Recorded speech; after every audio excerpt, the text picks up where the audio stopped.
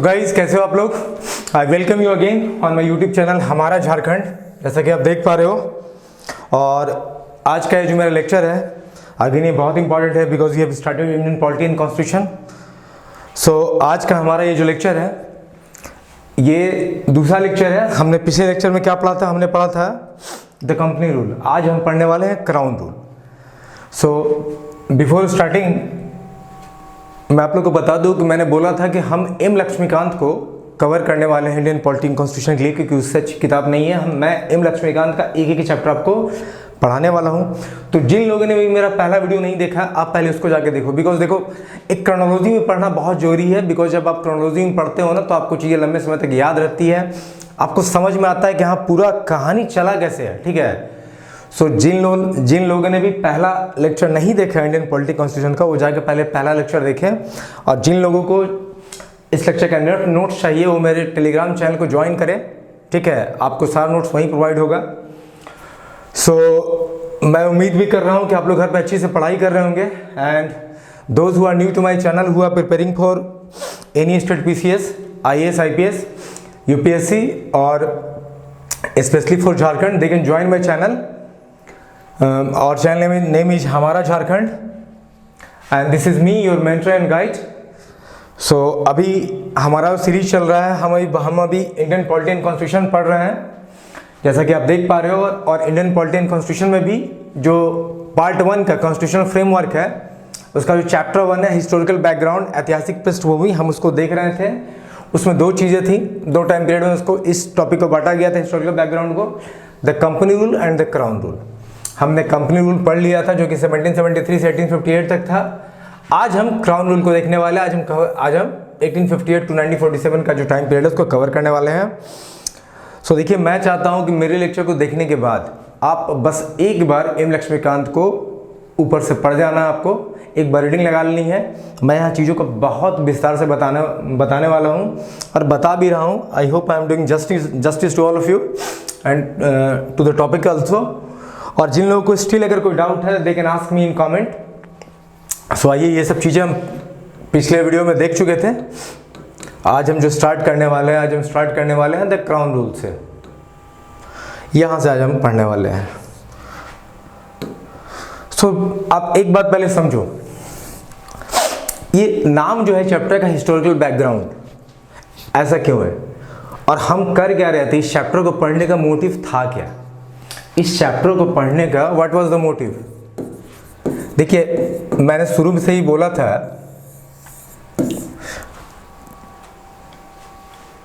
पहले तो आप देखो कि ये लक्ष्मीकांत में कहाँ दिया हुआ, पार्ट 1 कॉन्स्टिट्यूशनल फ्रेमवर्क। मतलब कॉन्स्टिट्यूशन का जो फ्रेमिंग हो रहा था उसमें भी इस टॉपिक का नाम रखा गया हिस्टोरिकल बैकग्राउंड। देखिए, कॉन्स्टिट्यूशन कब बना इंडिया का? कॉन्स्टिट्यूशन इन्फोर्स हुआ 26 जनवरी 1950 को। कॉन्स्टिट्यूएंट असेंबली फॉर्म हुई 1946 में। सो ईस्ट इंडिया कंपनी जब भारत में ट्रेडिंग के रूप में आई थी, ट्रेडर्स के रूप में आई थी, ईस्ट इंडिया कंपनी का आना, उसको एक टेरिटोरियल पावर के रूप में उभरना, फिर पॉलिटिकल पावर के रूप में उभरना, फिर ब्रिटिश क्राउन, ब्रिटिश पार्लियामेंट का इंडिया पे कंट्रोल करना। तो ये जो बैकग्राउंड में सब चीज़ें हुई ना, जो 1946 से पहले हुई, या ऐसा कहो कि 1947 में भारत की आज़ादी के बाद ही कॉन्स्टिट्यूशन इन्फोर्स हुआ। तो ये जो चीज़ें बैकग्राउंड में हो रही थी ना, इनमें बहुत सारे इंडिया में कंट्रोल करने के लिए, या तो स्टार्टिंग में ट्रेड करने के लिए और बाद में धीरे धीरे इंडिया को कंट्रोल करने के लिए ब्रिटिश गवर्नमेंट, पार्लियामेंट बहुत सारे रूल्स, रेगुलेशंस, चार्टर, ये सब बना रही थी। एक रूल आता, उसका दूसरा रूल आता, फिर एक तीसरा रेगुलेशन आता, ऐसे करके चीज़ें आ रही थी। और इसमें जब लगता है उनको एक चीज़ इंप्लीमेंट की, इसमें कुछ खामियां हैं, तो उसको बदल के कुछ नया प्रोविजंस लेके आते, उसको इम्प्रोवाइज करके आते, फिर कुछ नया चीज़ आता।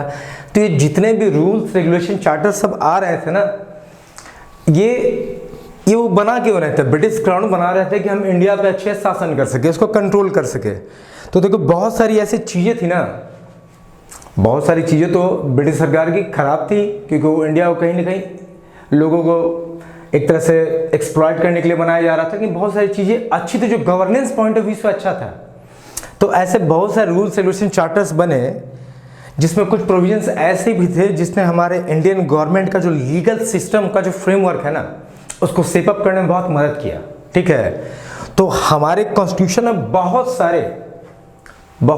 सारे इनके इम्प्रोवाइजेशंस को, रूल रेगुलेशन चार्टर्स में बहुत सारे ऐसे पॉइंट्स थे जिसको हमारे कॉन्स्टिट्यूशन ने डायरेक्टली इनकॉर्पोरेट किया है। मतलब हमारा पूरा मोटिव इस चैप्टर को पढ़ने का कि हम समझें कि 1773 से 1947 के बीच में जितने भी रूल रेगुलेशन चार्टर्स आए हैं उसमें गुड गवर्नेंस के प्रति कौन कौन से ऐसे पॉइंट्स थे जिसने एक आइडिया दिया कि नहीं, जब आप गवर्न करते हो कहीं तो आपको ये सब चीज़ें इस तरह से करनी चाहिए जिसका एक अच्छा इम्पैक्ट है। तो हम बेसिकली वही हिस्टोरिकल बैकग्राउंड को देख रहे हैं, हम समझ रहे हैं कि ठीक है, कब कब ब्रिटिश इंडिया ने क्या क्या रूल रेगुलेशन लाए थे, क्या क्या चेंजेस किए, कैसे डायरेक्ट इलेक्शन का कॉन्सेप्ट आया, कैसे सुप्रीम कोर्ट का कॉन्सेप्ट आया, कैसे बाई कैमरलिज्म का कॉन्सेप्ट आया, कैसे लेजिस्लेटिव एक्जीक्यूटिव काउंसिल का कॉन्सेप्ट आया। तो जो जो चीज़ें इन सब रूल्स रेगुलेशन चार्टर्स में आई थी, इसमें से जो बेहतरीन चीज़ें थी उसको हमारे कॉन्स्टिट्यूशन में इनकॉर्पोरेट किया गया है। तो हम उसी सब चीज़ों को देख रहे हैं कि किस रूल्स ने क्या दिया, किस रूल किस रेगुलेशन के चार्टर में क्या क्या प्रोविजंस निकल के आए थे, जिसके आइडिया को हमारे कॉन्स्टिट्यूशन में इनकॉर्पोरेट किया गया है। तो हमारा बेसिक मोटिव यही है कि हम समझ रहे हैं कि कॉन्स्टिट्यूशन ने अगर कोई चीज़ लिया है तो उसके पीछे का हिस्टोरिकल डेवलपमेंट क्या है, कब किस रूल किस रेगुलेशन किस चार्टर में वो चीज़ बना। ठीक है, तो आज हम देखने वाले हैं क्राउन रूल का पीरियड जो कि 1858 टू 1947 का है। सो आइए हम समझते हैं। मैं उम्मीद कर रहा हूं कि आप बहुत अटेंटिवली मेरे लेक्चर को सुन रहे होंगे। देखो, इंडियन पॉलिटी एंड कॉन्स्टिट्यूशन अगर आप ध्यान से नहीं सुनोगे ना तो जो इसमें टर्म्स आने वाले हैं, जो ये टॉपिक है ना, ये आपके लिए दिक्कत पैदा कर सकता है। इसलिए मैं एक एक चीज़ों को बहुत एक्सप्लेन करके बताने की कोशिश कर रहा हूँ। इसलिए मैंने बोला कि I hope I am doing justice to the topic और आप लोगों को भी मैं समझा पा रहा हूँ। अगर स्टिल आपको कोई डाउट रहता है ना तो आप कमेंट में मुझसे पूछ सकते हो। ठीक है, बाकी मैं अपनी तरफ से पूरी कोशिश कर रहा हूँ कि आपको चीज़ों को मैं अच्छे से समझा पाऊँ। अब देखिए, ये सिपाही रिवोल्ट या सिपाही म्यूटिनी जो हुई, जिसे आप फर्स्ट वार ऑफ इंडिपेंडेंस भी बोलते हो, इसने कहीं ना कहीं ब्रिटिश सरकार की नींव हिलाकर रख दी। मतलब ब्रिटिश ऐसा समझ ही नहीं पा रहे थे कि भाई अचानक से ऐसा क्या हो गया, अचानक से ऐसी क्या गड़बड़ी हो गई ना जो इतना बड़ा रिवोल्ट हो गया। ठीक है, क्योंकि ये पूरा का पूरा हर जगह से सपोर्टेड था। इस रिवोल्ट को ज्वाइन करने का बहुत लोगों के पास बहुत अलग अलग रीजंस थे। तो आखिर ईस्ट इंडिया कंपनी या ब्रिटिश क्राउन ये समझने की कोशिश कर रहे थे कि भाई हुआ क्या। तो कुछ बातें जो इस रिवोल्ट का जो मेन रीजन रहा कि रिवोल्ट हुआ, उसमें जो एक था वो था doctrine of lapse policy of Dalhousie. Dalhousie जो थे ना, ये जो पॉलिसी लगाई इन्होंने ना, इसने बहुत सारे प्रिंसली स्टेट को हरास किया। सतारा, झांसी, नागपुर, ये सब कुछ ऐसे थे जो इसके शिकार बने। तो ये डॉक्ट्राइन ऑफ लैप्स पॉलिसी था क्या कि देखो, जिस राजा का अपना कोई उत्तराधिकारी नहीं है, अपना पुत्र नहीं है, पुत्री नहीं है, वो किसी दूसरे का रिलेटिव का बच्चे को लेके उसका अधिकारी नहीं बनाया जाएगा उसे। मतलब जो प्रिंसली स्टेट में उसके अपने उत्तराधिकारी या बच्चे नहीं हैं तो वो अपने रिलेटिव में से किसी को ले नहीं सकता। अगर तुम्हारा पुत्र नहीं है भाई तो तुम्हारा राज समझो गया। ठीक है, तुम किसी और को अपने गद्दी पे नहीं बैठा सकते हो। तो बहुत सारे प्रिंसली स्टेट इसके शिकार हुए। दूसरा, मुस्लिम भी बहुत अनहैप्पी थे क्योंकि बहादुर शाह टू उसके मौत के बाद उसके जो बेटे थे, सक्सेसर थे, उसको इन्होंने गद्दी पे बैठने से मना कर दिया था। इन्होंने बोल दिया था कि he would not enjoy the title of raja held by the Mughal empire. तो कहीं ना कहीं मुस्लिम भी इससे खफा थे। रीजन्स बहुत सारे, मैं आपको बस एक दो अभी बता रहा हूँ। ठीक है, कहीं ना कहीं राइज ऑफ कन्वर्जेंस, इनको लगता था कि हमारा भी धर्म बदल दिया जाए, क्रिश्चियनिटी हम पे थोपा जाएगा। सोल्जर्स खुश नहीं थे क्योंकि सोल्जर्स को कहीं ना कहीं बात चल रही थी कि जो राइफल का कार्ट्रिज है उसमें जो राइफल का कार्ट्रिज में बीफ और पॉर्क का चर्बी यूज किया जा रहा है। तो बीफ कहीं ना कहीं हिंदू को ऑफेंड कर रही थी और पॉर्क जो है कहीं ना कहीं मुस्लिम को ऑफेंड कर रही थी। इकोनॉमिक एक्सप्लॉयटेशन चरम सीमा पे था। इन लोगों ने बहुत सारे जो भारत की प्रथाएं थी उनके खिलाफ बहुत सारा काम किया। जैसे देखिए एवोल्यूशन ऑफ सती कर रहे थे, सती होने का जो प्रथा था उनको कहीं ना कहीं लग रहा था अरे ये तो हमारे कल्चर से, हमारे इन सब चीज़ों से छेड़छाड़ कर रहे हैं। चाइल्ड मैरिज और वो विडो को रीमैरिज का जो प्रथा था ये एक्चुअली तो सती से, चाइल्ड मैरिज से, और ये जो आपका विडो को जो विडो का remarriage, banning girl child infanticides, actually ये सब चीज़ें हैं ना कहीं ना कहीं हमारे डीप रूटेड इविल सोसाइटी में बैठी हुई हैं। तो कहीं ना कहीं सती का, वो लोग सती के खिलाफ थे, चाइल्ड मैरिज के खिलाफ थे। तो ये सब चीज़ें भी कहीं ना कहीं डिसकंटेंट पैदा कर रही थी। ये सोल्जर्स को ओवरसीज भेज दिया करते थे बिना उनके परमिशन के लड़ाई लड़ने के लिए। तो ये हिंदू रिलीजन से बिलीफ के खिलाफ था, ठीक है, ये फॉरबिडन था, मना था। सो बहुत सारे ऐसे रीजन रहे, ठीक है। नॉर्दर्न के लैंडलॉर्ड्स भी अलग से दुखी थे क्योंकि उनकी ज़मीन को भी हथिया लिया गया था। सोल्जर्स को पेंशन, अच्छा सा पर्क्स नहीं मिलता था। तो अच्छा, रेलवे के इंट्रोड्यूस होने से क्या हो गया था कि सबको एक साथ कंपार्टमेंट में बैठ के आना पड़ता था। तो भाई हायर कास्ट, लोअर कास्ट सब एक जगह मिक्स होके जा रहे हैं। तो देखो बहुत सारे छोटे बड़े ऐसे रीजन्स बने ना, जो कि ये जो सिपाही रिवोल्ट हुआ ना उसके जिम्मेदार बने। और ये रिवोल्ट इतना तगड़ा हुआ, आखिरकार इस रिवोल्ट को दबा दिया गया। ये जो आपका सिपाही मुटनी है, फर्स्ट वॉर ऑफ इंडिपेंडेंस है, इसको ईस्ट इंडिया कंपनी ब्रिटिश ने दबा दिया, लेकिन इसका अच्छा खासा इम्पैक्ट पड़ा। मैंने अंग्रेजों को ये महसूस हो गया, ब्रिटिशर्स को ये महसूस हो गया कि नहीं, हमें एक बार तो समझना ही होगा ढंग से कि हमने क्या क्या गलती की और ऐसा क्यों हुआ, ठीक है। और उसके बाद क्या हुआ कि इन्होंने 1858 में एक एक्ट लाया जिसे बोलते हैं government of India act of 1858। 1858 में एक ये जो एक्ट आया, government of India act of 1858, इस एक्ट को बोला गया act of good governance. Act of good governance कि नहीं, ये भारत की अच्छाई के लिए है, ठीक है। तो इसमें देखिए जो पॉइंट्स मैं एक करके बताता हूं।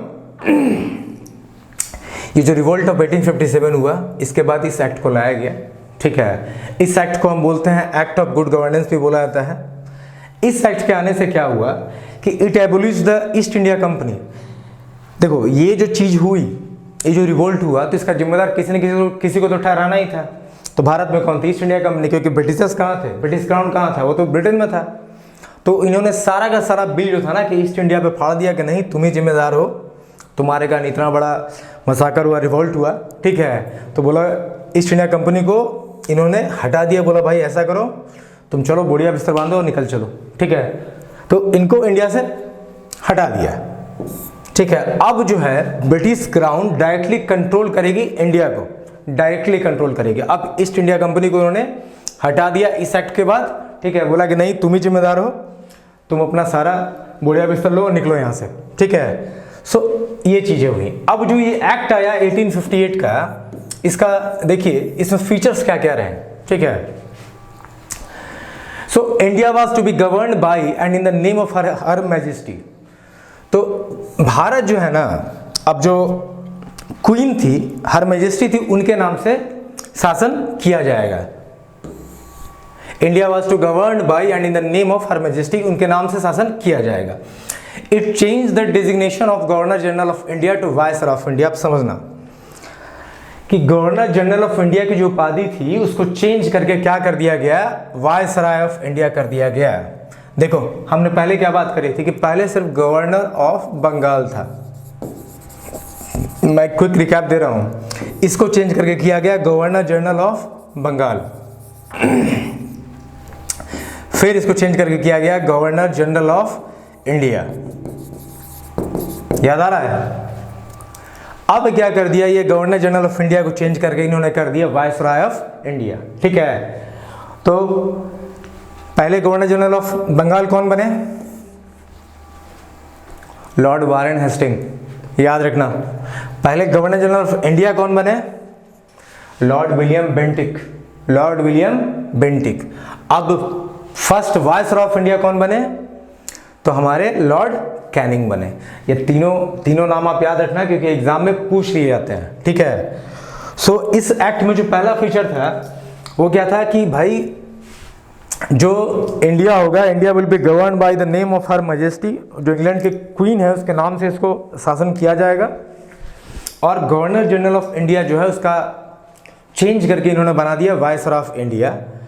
और viceroy was the direct representative of British crown in India. ये वायसराय क्या करेगा, वो डायरेक्ट रिप्रेजेंटेटिव होगा ब्रिटिश क्राउन का, कहाँ पे, इंडिया में, ठीक है।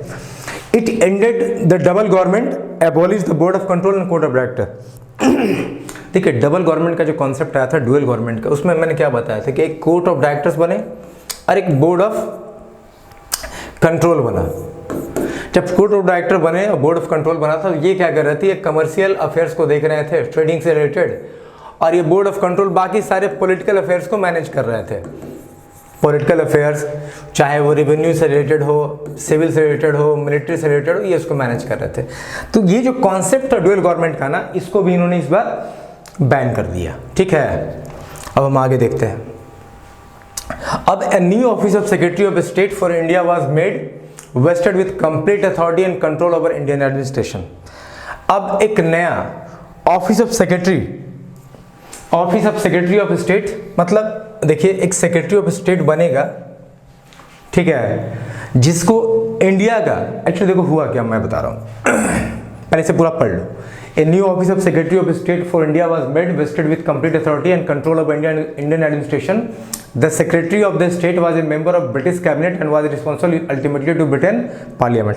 देखो क्या है कि इंडिया में तो भाई सर्वे सर्वा हो गया वायसराय, लेकिन अब वायसराय ब्रिटिश क्राउन को या ब्रिटेन पार्लियामेंट को, ब्रिटिश क्राउन को या पार्लियामेंट को, ये इसका रिप्रेजेंटेटिव है इंडिया में। ये कहाँ है, वायसराय जो है इसका डायरेक्ट रिप्रेजेंटेटिव है इंडिया में, लेकिन ये हर चीज़ें ब्रिटेन जाकर तो बता नहीं सकता है, हर चीज़ों को जो भी इंडिया में हो रहा है। तो इन दोनों को लिंक करने के लिए यहाँ पे बना दिया गया एक सेक्रेटरी ऑफ स्टेट को, सेक्रेटरी ऑफ स्टेट को, जिसका ऑफिस वही लंदन में होता था, जो ब्रिटिश कैबिनेट का ही, ठीक है, मेंबर था। ब्रिटिश, यहाँ देखिए आपको लिखा हुआ ब्रिटिश कैबिनेट का ही मेंबर था, लेकिन रिस्पॉन्सिबल था इंडिया के सारे अफेयर्स के लिए। मतलब एक वायसराय बनाया गया, गवर्नर जनरल ऑफ इंडिया को चेंज करके पहले तो वायसराय ऑफ इंडिया कर दिया गया, जो कि इंडिया में रहता और वहाँ के सारे अफेयर्स को देखता। इंडिया का सर्वे सर्वा ये हो जाता। और एक सेक्रेटरी ऑफ स्टेट को बनाया गया, जो ओहदे में, पोस्ट में वायसराय से बड़ा है। ये वायसराय को कंट्रोल करता और सारा का सारा जो भी डेवलपमेंट अफेयर्स है वो सबको ब्रिटिश क्राउन को, ब्रिटिश पार्लियामेंट को बताता। और ये जो सेक्रेटरी ऑफ स्टेट है ब्रिटिश कैबिनेट का ही मेंबर है। तो आप समझ लो कि वायसराय तो इंडिया में हो गया, इसके ऊपर हो गया सेक्रेटरी ऑफ स्टेट, जिसका ऑफिस कहाँ था, लंदन में था, और ये ब्रिटिश क्राउन को या ब्रिटिश पार्लियामेंट को एक एक चीज़ की जानकारी देता, ठीक है। तो ये यही इस में लिखा हुआ है। तो आप एक चीज़ समझ लेना कि सेक्रेटरी ऑफ स्टेट जो है ना वायसराय से ओहदे में ऊंचा है, ये लंदन में बैठता है, ये इंडिया में बैठता है, ठीक है। ये इसको इंडिया की सारी खबरें देगा, ये इससे पूछेगा, और ये एक्चुअली रिस्पॉन्सिबल होगा यहाँ के सारे अफेयर्स को मैनेज करने के लिए और ब्रिटिश क्राउन को सारा इन्फॉर्मेशन देने के लिए। अब देखिए जब सेक्रेटरी ऑफ स्टेट बना तो एक 15 मेंबर की काउंसिल भी बनाई गई to assist secretary of the state for India. अब देखो बहुत सारा काम था, अकेले कैसे मैनेज हो करता। तो इसके लिए 15 मेंबर काउंसिल की टीम बनाई गई जो सेक्रेटरी ऑफ स्टेट को असिस्ट करती थी, ठीक है। ये काउंसिल एक एडवाइजरी बॉडी थी और the council was an advisory body and secretary of state was the chairman of council. जो सेक्रेटरी ऑफ स्टेट था वो जो काउंसिल था, ये 15 मेंबर की जो काउंसिल बनी, ये समझ लो एक एडवाइजरी बॉडी थी, किसके लिए, सेक्रेटरी ऑफ स्टेट के लिए। और जो सेक्रेटरी ऑफ स्टेट है वो चेयरमैन था, ठीक है, चेयरमैन ऑफ द काउंसिल रहता। अब देखिए secretary of state in council as a body corporate of suing and being sued in India and in England. अब इस चीज को समझो। देखो एक सेक्रेटरी ऑफ स्टेट बनाया गया लंदन में, जो कि इंडियन के सारे अफेयर्स को कंट्रोल करता, मतलब कहीं ना कहीं वायसराय को कंट्रोल करता और ब्रिटिश क्राउन को सारा इन्फॉर्मेशन देता। अब इस सेक्रेटरी ऑफ स्टेट को हेल्प करने के लिए काउंसिल बनाई गई 15 मेंबर्स की, जो काउंसिल एक एडवाइजरी बॉडी के रूप में काम करती है और ये सेक्रेटरी ऑफ स्टेट उसका चेयरमैन होता। अब देखो ये सेक्रेटरी ऑफ स्टेट ये जो सेक्रेटरी ऑफ स्टेट है और ये जो 15 मेंबर का काउंसिल है, 50 मेंबर ये जो काउंसिल है, ये कहीं ना कहीं एक कॉरपोरेट बॉडी के रूप में काम कर रहे थे और एक बॉडी कॉरपोरेट के रूप में काम कर रहे थे, मतलब एक लीगल बॉडी के रूप में काम कर रहे थे। ठीक है, तो लीगल बॉडी क्या होता है? एक बॉडी कॉरपोरेट कि अगर तुमने कुछ ऑफिशियल कैपेसिटी में कुछ काम ऐसा किया है जो कि गलत है तो आपको सू भी किया जा सकता है। तो यही बात यहाँ पे लिखा हुआ है। ठीक है, कि ये सेक्रेटरी ऑफ स्टेट और उसकी काउंसिल एक बॉडी कॉर्पोरेट या लीगल बॉडी के रूप में काम कर रही थी, जो अगर कुछ फॉल्ट होने पे उनको इंडिया या इंग्लैंड के कोर्ट में सू किया जा सकता था। ठीक है, उन पर केसेस चलाई जा सकती थी, उन पर केस किया जा सकता था। ठीक है, अब हम आइए आगे देखते हैं। तो एक बार मैं ब्रीफ रिकैप कर रहा हूँ। ठीक है, इस 1858 के जो एक्ट है उसमें क्या क्या थे, फीचर्स क्या क्या थे? एक तो गवर्नर जनरल ऑफ इंडिया को वायसराय बना दिया। पहले वायसराय कौन बने? Lord Canning. पहले गवर्नर जनरल ऑफ बंगाल कौन बने?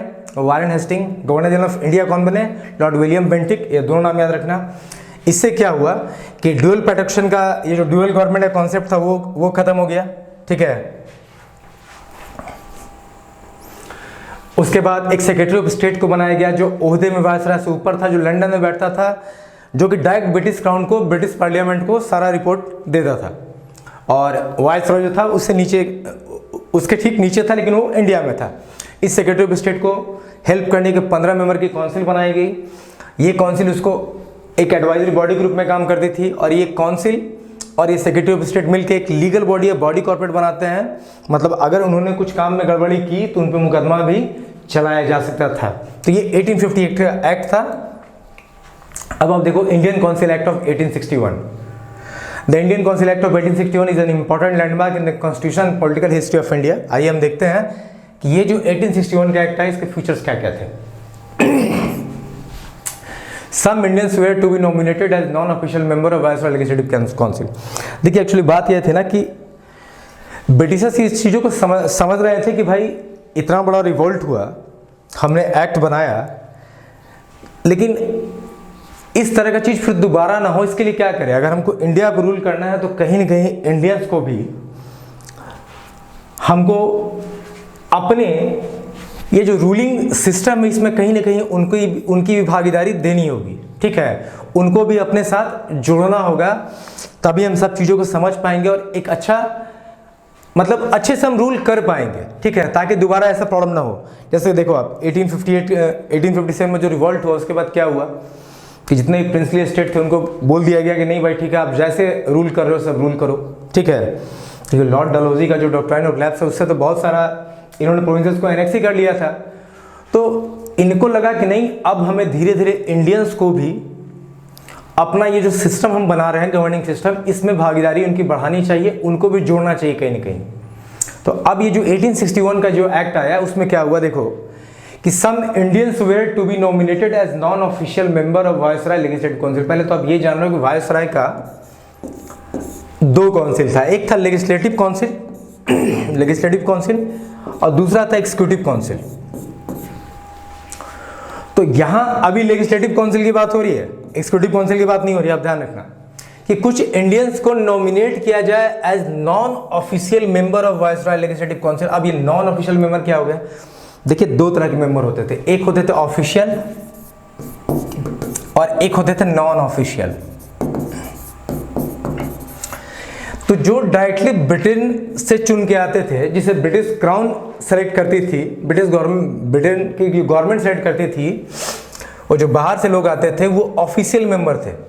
ठीक है, और नॉन ऑफिशियल मेंबर कौन होते थे? जिसे यहाँ वायसराय चुनता था इंडिया में। ठीक है, मैंने इंडियन जो चुने जाएंगे वो नॉन ऑफिशियल मेंबर होंगे, लेकिन जो बाहर से चुन के आते थे जिसे ब्रिटिश क्राउन या ब्रिटिश गवर्नमेंट भेजती थी वो ऑफिशियल मेंबर है। ठीक है, ये आप समझ लो। अब देखो इन 1862 तो पहला पॉइंट क्या है कि लेजिस्लेटिव असेंबली में कुछ इंडियंस को नॉमिनेट किया जाए as a non official member. ठीक है, मतलब नॉन ऑफिशियल मेंबर कहने का मतलब है कि उसे इंडियंस को चुना जाएगा। ठीक है, अब चुनने का जो प्रोसीजर मैं आगे बताता हूं। In 1862 lord Canning nominated 3 Indians to his legislative council. कि 1862 में क्या हुआ कि लॉर्ड कैनिंग ने 3 इंडियंस का नाम नॉमिनेट किया, जिसमें पहले थे राजा ऑफ बनारस, दूसरे थे महाराजा ऑफ पटियाला और तीसरे थे सर दिनकर राय। 3 इंडियंस को नॉन ऑफिशियल मेंबर में के लिस्ट में शामिल किया गया है। कहाँ? लेजिस्लेटिव काउंसिल में। अब देखो ये जो बेसिकली ये जो तीनों इंडियंस है ना, देखो एक्चुअली क्या होता था कि वायसराय उन्हीं को चुनते थे नॉन ऑफिशियल मेंबर में भी ना, जो एक्चुअली इन्हीं के पिट्ठू थे, ठीक है, जो इनकी जी हजूरी करते थे। ब्रिटिश सरकार उन्हीं को अभी भी रिप्रेजेंटेशन में ला रही है, कहने का मतलब नॉन ऑफिशियल मेंबर में भी ला रही है, जो लोग इनके ही चमचे थे। इनके आने से कोई खास फर्क नहीं पड़ने वाला। अब आप देखते जाओ। It started the process of decentralization by restoring the legislative power of presidency of Madras and Bombay। देखो 1833 का जो हमने एक्ट देखा तो उसमें क्या हुआ था कि मद्रास और बॉम्बे प्रेसिडेंसी का लेजिस्लेटिव पावर को भी हटा दिया गया था और किसको दे दिया गया था? वो गवर्नर जनरल ऑफ इंडिया को दे दिया गया था, ठीक है। अब जो है अब ये पावर को उस मतलब कि पहले जो रूल्स है उसमें क्या किया गया था?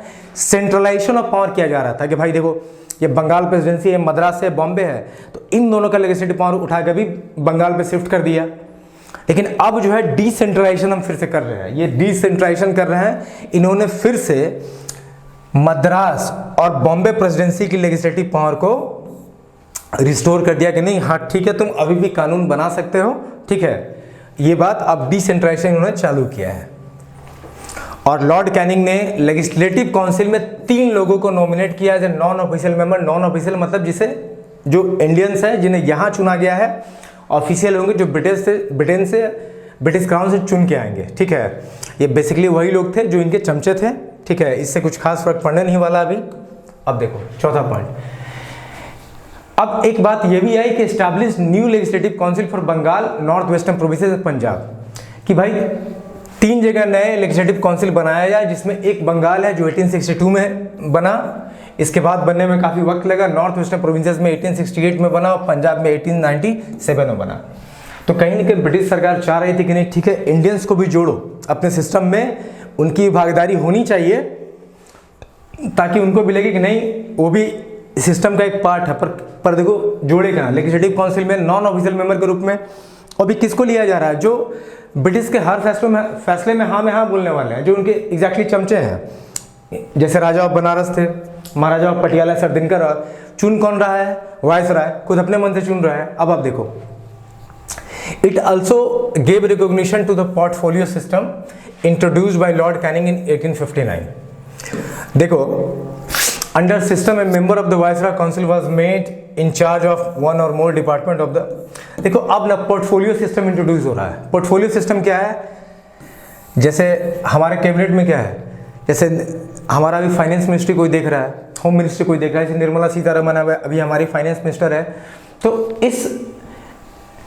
ये जो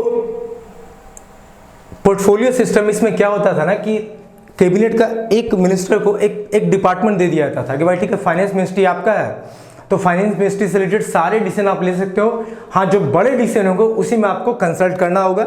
तो यहाँ एक पोर्टफोलियो सिस्टम में इंट्रोड्यूस कर दिया गया था, ठीक है, कि भाई एक एक आदमी को एक पर्टिकुलर डिपार्टमेंट बांट दिया जाए, ठीक है, और वो उस डिपार्टमेंट में फैसला ले सकता है। बड़े फैसले के उसको कंसल्ट करना पड़ेगा वायसराय, सेक्रेटरी ऑफ स्टेट और ब्रिटिश क्राउन को।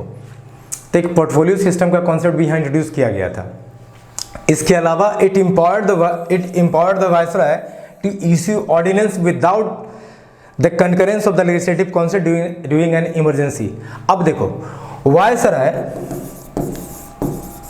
और सेक्रेटरी ऑफ स्टेट मिलकर डिसाइड करते कि इमरजेंसी क्या है, और अगर इमरजेंसी लगती कि हाँ इमरजेंसी कुछ हुई है, तो वायसराय को पावर था कि वो कोई भी ऑर्डिनेंस ला सकता था बिना लेजिस्लेटिव काउंसिल को कोई भी जवाब दिए हुए, ठीक है, बिना लेजिस्लेटिव काउंसिल को कोई भी जवाब दिए हुए। तो देखो यहाँ पे क्या किया गया कि 3 लेजिस्लेटिव काउंसिल और बनाए गए। 1862 बंगाल में, नॉर्थ वेस्ट प्रोविंसेस में 1886 में और पंजाब में 1897 में। यहाँ पोर्टफोलियो सिस्टम इंट्रोड्यूस किया गया, मतलब एक एक जो व्यक्ति होगा एक डिपार्टमेंट का, जैसे हमारे यहाँ बोले ना कि मैंने फाइनेंस मिनिस्ट्री निर्मला सीतारमण जी का है, अमित शाह होम मिनिस्ट्री देख रहा है, तो उस तरह से एक एक व्यक्ति को एक डिपार्टमेंट अलॉट हुआ। उस डिपार्टमेंट में वो चाहे तो डिसीजन ले सकता है और बड़े फैसले की उसे कंसल्ट करना पड़ेगा। और तीसरा है कि वायसराय को अगर इमरजेंसी लगे तो कोई भी ऑर्डिनेंस पास कर सकते बिना लेजिस्लेटिव काउंसिल को बताए हुए, ठीक है। सो इस एक्ट में इतना ही था। अब आता है इंडियन काउंसिल एक्ट ऑफ 1892। अब देखो इनडायरेक्ट रिप्रेजेंटेशन या इनडायरेक्ट इलेक्शन का कॉन्सेप्ट यहाँ पे आएगा। इनडायरेक्ट इलेक्शन का कॉन्सेप्ट यहाँ पे आएगा, डायरेक्ट का तो अभी भी नहीं आएगा, ठीक है।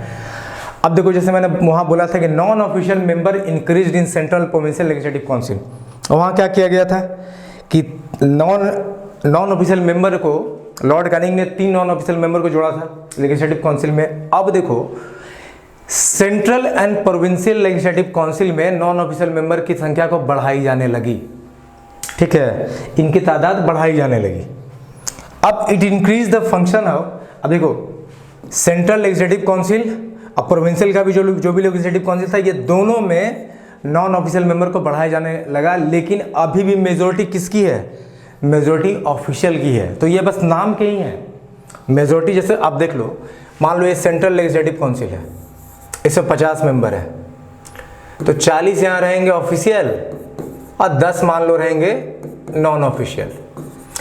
तो अब मान लो कोई भी नियम कानून बन रहा है, कोई भी चीज़ हो रहा है, तो भाई ये 40 तो भाई ऑफिशियल है, इसको तो ब्रिटिश क्राउन ने डायरेक्ट वहाँ पे इलेक्ट करके भेजे जाती है, तो जो भी फैसला देंगे ब्रिटिश के हक में ही देंगे।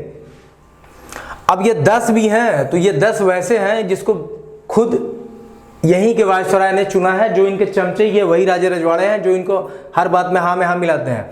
मतलब अभी कुछ खास अंतर नहीं वाला है। तो ये भी जो भी होगा ना, जो भी रिजोल्यूशन पास होगा, कुछ भी चीज़ होगा, तो इनका ये भी कभी इनके अगेंस्ट में नहीं जाएंगे।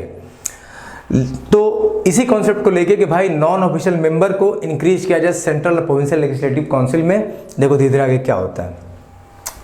अब it increase the function of the legislative council and give them the power to discuss budget only in central and addressing question to the executive.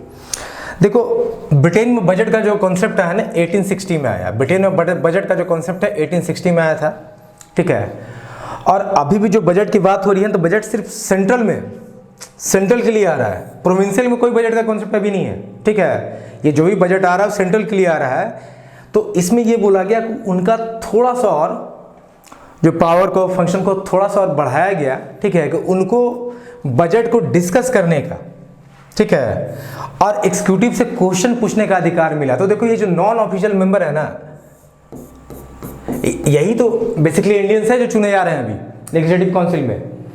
तो इनको थोड़ा सा बजट को डिस्कस करने का और कुछ एग्जीक्यूटिव से कौन से क्वेश्चन करने का अधिकार मिला, लेकिन अभी भी ये सिर्फ पूछ सकते हैं नाम पर, ठीक है, पास तो करवा ही देंगे मेजोरिटी में जो है।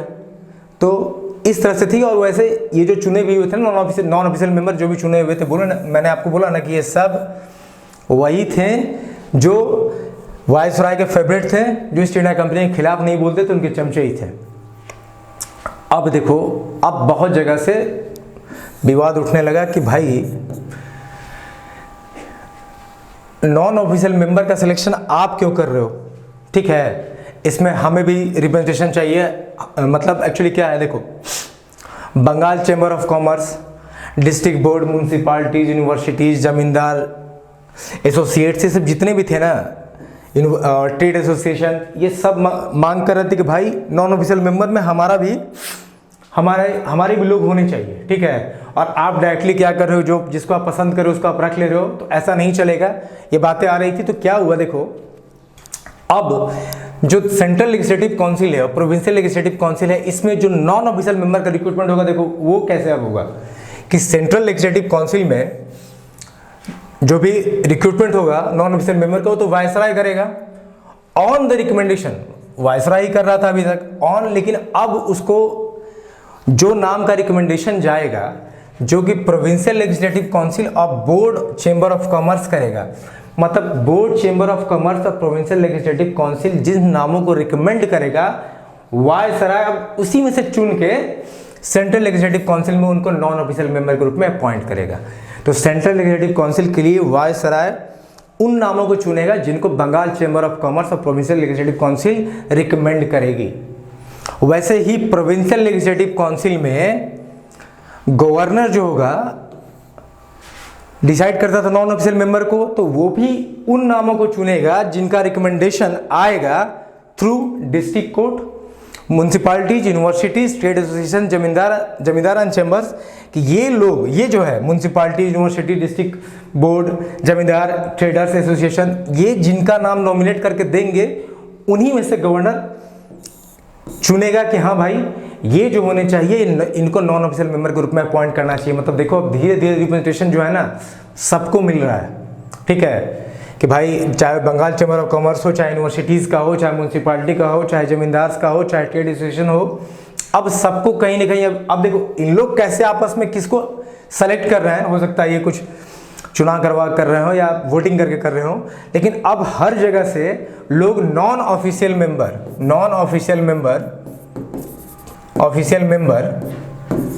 चाहे वो सेंट्रल में हो या प्रोविंशियल में हो, इसके लिए ये मिला जुला क्या है, ये इनडायरेक्ट टाइप का इलेक्शन है, इलेक्शन तो हुआ नहीं, ठीक है, तो ये लोग आपस में नाम नॉमिनेट करके देते, प्रोविंशियल पे गवर्नर डिसाइड करता है कि ठीक है अब ये रिकमेंडेशन आए इसमें से चुन लो, सेंट्रल में बंगाल चैम्बर ऑफ कॉमर्स और प्रोविंशियल एग्जीक्यूटिव काउंसिल ये दोनों मिलके नाम देते हैं, वायसराय चुनता। पहले क्या हो रहा था कि भाई सेंट्रल में वायसराय चुन ले रहा था ऐसे ही जो भी पसंद है किसी को भी, और प्रोविंशियल पे गवर्नर चुन ले रहा था।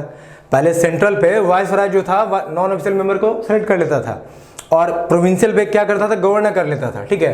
तो अब ये चीज़ें हटी, अब सबने अपना अपना डिमांड रखा कि भाई हमें भी रिप्रेजेंटेशन का मौका दो, ठीक है, क्योंकि हर कोई लॉ मेकिंग बॉडी में जाना चाहता था, हर कोई लेजिस्लेटिव काउंसिल में बैठना चाहता था, सब कानून बनाना चाहते थे, ठीक है। अब आइए आगे देखते हैं। अब आया इंडियन काउंसिल एक्ट ऑफ 1909। देखिए इस एक्ट को, this act is also known as Morley Minto reforms, ठीक है, इसको मॉर्लो मिंटो रिफॉर्म भी बोलते हैं। लॉर्ड मॉर्ले जो थे was the secretary of state और लॉर्ड मिंटो जो थे वायसरॉय ऑफ इंडिया, ये आप याद रखना, ठीक है, कि एक्ट ऑफ 1909 को ये जो एक्ट ऑफ 1909 है इसे मॉर्लो मिंटो रिफॉर्म भी कहा जाता है, ठीक है। मॉर्ले जो थे, मॉर्ले क्या थे, सेक्रेटरी ऑफ स्टेट, और मिंटो जो थे, लॉर्ड मिंटो, वो आपके वायसरॉय थे। अब हम देखते हैं 1809 के में क्या क्या प्रोविजंस है, ठीक है। देखो इस एक्ट के फीचर्स क्या क्या थे, ये अभी बड़ा बवाल होने वाला है, इस एक्ट के आने से बड़ा बवाल होने वाला है। आप देखो, it considerably increases the size of legislative council both है सेंट्रल प्रोविंशियल। हम लोग पीछे से बात करते आ रहे हैं कि सेंट्रल लेजिस्लेटिव काउंसिल और प्रोविंशियल लेजिस्लेटिव काउंसिल पे अब इंडियंस को भी भागीदारी दी जा रही है, उनको भी लेजिस्लेटिव काउंसिल में शामिल किया जा रहा है लॉ मेकिंग बॉडी में as a non official member. यहाँ भी इन्होंने बोला कि भाई लेजिस्लेटिव काउंसिल चाहे वो सेंट्रल हो चाहे प्रोविंशियल हो, उनके साइज को और बढ़ाया जाए, ठीक है, पहला चीज, ठीक है। दूसरा, It retained the official majority in central legislative council but allowed the provincial legislative council to have non-official majority। देखो मैंने क्या कहा, ये रहा सेंट्रल लेजिस्लेटिव काउंसिल CLC, ये रहा प्रोविंशियल लेजिस्लेटिव काउंसिल। इन्होंने बोला कि लेजिस्लेटिव काउंसिल का साइज बढ़ाओ, चलो साइज बढ़ रहा है। पीछे इन्होंने क्या बोला था कि नॉन ऑफिशियल मेंबर को रिक्रूट करेंगे। अब मैंने जैसे वहाँ बताया था, district municipality, university, state association, जमींदार, बंगाल चैम्बर ऑफ कॉमर्स, हर जगह से लोग का रिप्रेजेंटेशन आ रहा था जो लेजिस्लेटिव असेंबली में अपने आप को देखना चाहते थे। तो इन्होंने कहा कि पहले तो सेंट्रल लेजिस्लेटिव काउंसिल और प्रोविंशियल लेजिस्लेटिव काउंसिल का साइज बढ़ाओ, ठीक। दूसरी बात, ये जो पॉइंट बोल रहा है कि ऑफिशियल मेजोरिटी जो सेंट्रल लेजिस्लेटिव काउंसिल में है ना, उसमें अभी भी ऑफिशियल मेजोरिटी रही, लेकिन प्रोविंशियल लेजिस्लेटिव काउंसिल में ये अलाउ कर दिया गया कि नॉन ऑफिशियल की मेजोरिटी रहे, कोई बात नहीं है। मतलब जैसे लेजिस्लेटिव काउंसिल में क्या मैंने बोला था, एक हुए ऑफिशियल मेंबर और एक हुए नॉन ऑफिशियल मेंबर। ये ऑफिशियल मेंबर कौन है, जो ब्रिटेन से चुन के आते थे ब्रिटिश क्राउन के थ्रू, और ये नॉन ऑफिशियल मेंबर कौन है, जिनको अभी zamindar, trading association, Bengal chamber of commerce, university, इन लोगों ने जो नाम को रिकमेंड किया प्रोविंसेस में और सेंट्रल में, तो वहाँ वायसराय और गवर्नर ने सेलेक्ट किया उस नाम में से। तो सेंट्रल में जो सेंट्रल लेजिस्लेटिव काउंसिल है, इसमें अभी भी जो ऑफिशियल मेंबर है इनकी मेजोरिटी है, यहाँ नॉन ऑफिशियल मेंबर को मेजोरिटी में नहीं रखा गया अभी भी, ताकि यहाँ से कोई भी चीज़, अगर कोई नियम कानून बने तो ये डायरेक्टली पास करा ले, कोई इनको अपोज करने वाला, कोई क्वेश्चन पूछने वाला ना हो। लेकिन ये जो प्रोविंशियल लेजिस्लेटिव काउंसिल है इसमें नॉन ऑफिशियल मेजोरिटी दी गई। मतलब इसमें जो है, इसमें ही भाई एक ऑफिशियल होंगे, एक नॉन ऑफिशियल मेंबर होंगे, नॉन ऑफिशियल मेंबर होंगे, एक ऑफिशियल मेंबर होंगे। तो इसमें ये नॉन ऑफिशियल मेंबर है, इनकी मेजोरिटी दी गई। ठीक है, इनकी मेजोरिटी दी गई। देखो कुछ खास फर्क नहीं पड़ने वाला है, क्योंकि प्रोविंशियल की ऑटोनॉमी जो थी ना, उतना पावर उनको दिया ही नहीं गया था। ठीक है, लेकिन यहाँ प्रोविंस की जो लेजिस्लेटिव काउंसिल थी उसमें नॉन ऑफिशियल मेंबर को मेजोरिटी मिली। ठीक है, आप याद रखना। अच्छा, तीसरा पॉइंट, इसके साथ ही it enlarge the deliberative function of the legislative council at both level, like members were allowed to ask supplementary question, move resolution on the budget. देखो कुछ जो इनके डेलिब्रेटिव फंक्शंस थे ना, उनको बढ़ाया गया। ये जो लेजिस्लेटिव काउंसिल के डेलिब्रेटिव फंक्शंस थे उनको बढ़ाया गया। अब जो मेंबर्स थे, ठीक है, ये देखना आप, अब जो मेंबर्स थे वो चाहे वो ऑफिशियल नॉन ऑफिशियल हो, वो मेंबर क्वेश्चन पूछ सकते थे और रिजोल्यूशन भी पास कर सकते थे बजट पे। तो ये कुछ डेलिब्रेटिव फंक्शंस थे जिसको बढ़ाया गया, जिसके तहत में ये लोग अब थोड़ा क्वेश्चन ही पूछ सकते हैं। पहले सिर्फ डिस्कस करते थे, ठीक है, और एग्जीक्यूटिव से कोई ना कोई कुछ प्रश्न पूछ सकते थे, लेकिन यहाँ पे अब ये सप्लीमेंट्री क्वेश्चन पूछ सकते हैं और रिजोल्यूशन भी पास कर सकते हैं बजट पे। तो देखो थोड़ा सा अधिकार दिया जा रहा था। ठीक है, अब आगे समझो। Indians were associated with the executive council of the viceroy and governor Satyendra Prasad Sinha was the first Indian join the viceroy executive council. He was appointed as the law minister. देखो पहली बार किसी इंडियन को वायसरॉय के एग्जीक्यूटिव काउंसिल में देखो यहाँ जगह मिली है। अभी तक जो बात हो रही थी ना, वो लेजिस्लेटिव काउंसिल की बात हो रही थी। मैंने शुरू में बताया था कि वायसरॉय का दो काउंसिल था, लेजिस्लेटिव काउंसिल और एग्जीक्यूटिव काउंसिल। तो अभी तक जो भी रिप्रेजेंटेशन दिया जा रहा था, ठीक है, वो सब लेजिस्लेटिव काउंसिल में मिल रहा था, नॉन ऑफिशियल मेंबर। अभी हमने बात करी, पहली बार इंडियंस को एसोसिएट किया गया था executive council of viceroy governor. देखो वायसरॉय काउंसिल हुआ जो सेंटर पे है, गवर्नर काउंसिल हुआ जो प्रोविंशियल हुआ। ठीक है, प्रोविंशियल लेजिस्लेटिव काउंसिल गवर्नर और उनके काउंसिल के मेंबर के थ्रू मैनेज होता है। सेंट्रल लेजिस्लेटिव काउंसिल जो सेंटर है वो वायसरॉय और उनके काउंसिल मेंबर के साथ मैनेज होता है। तो वायसरॉय का जो लेजिस्लेटिव और एग्जीक्यूटिव काउंसिल था, या कहो ये तो सेंटर पे हुआ, वैसे ही गवर्नर का जो लेजिस्लेटिव और एग्जीक्यूटिव काउंसिल था ये प्रोविंस पे था।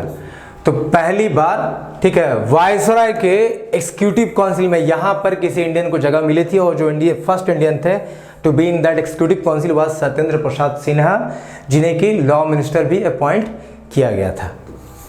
ठीक है, लॉ रिलेटेड जितने भी चीज़ थे ये देख रहे थे।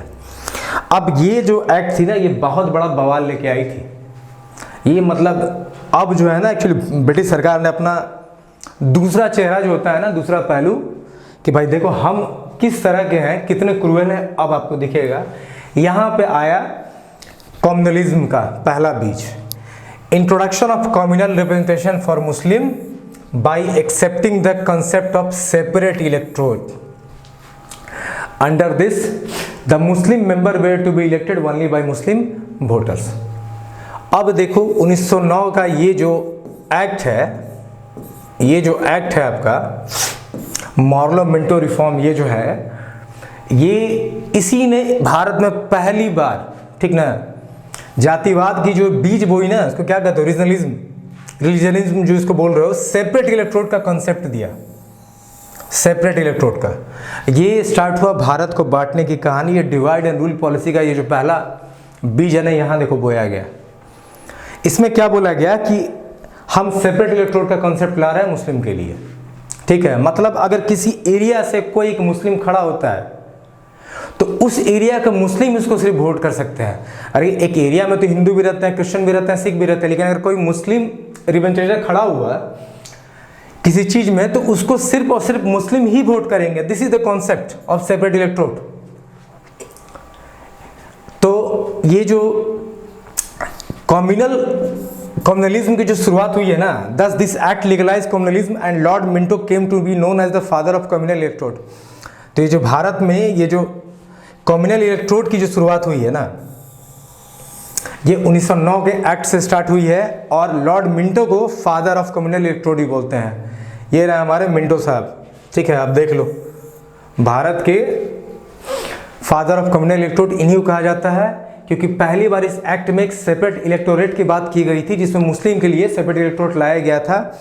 सेपरेट इलेक्टोरेट कहने का मतलब है कि अगर मुस्लिम किसी भी जगह में खड़ा हो रहा है तो उस एरिया के मुस्लिम ही सिर्फ उसे वोट करेंगे, बाकी हिंदू, क्रिश्चियन और जो भी कम्युनिटी है उसको वोट नहीं कर सकता। तो पहली बार ये भारत में ये जो कम्युनलिज्म का बीज है ये बोया गया था, इसलिए फादर ऑफ कम्युनल इलेक्टोरेट किसको बोला था? लॉर्ड मिंटो को बोला था। देखो अभी बहुत सारी चीज़ें आएंगी। ये तो पहला स्टार्ट हुआ कि अब डिवाइड एंड रूल इन्होंने खेलना चालू किया, आगे देखो कितनी सारी चीज़ें इन्होंने की है। अब इसके बाद आया government of India act of 1919, government of India act of 1919।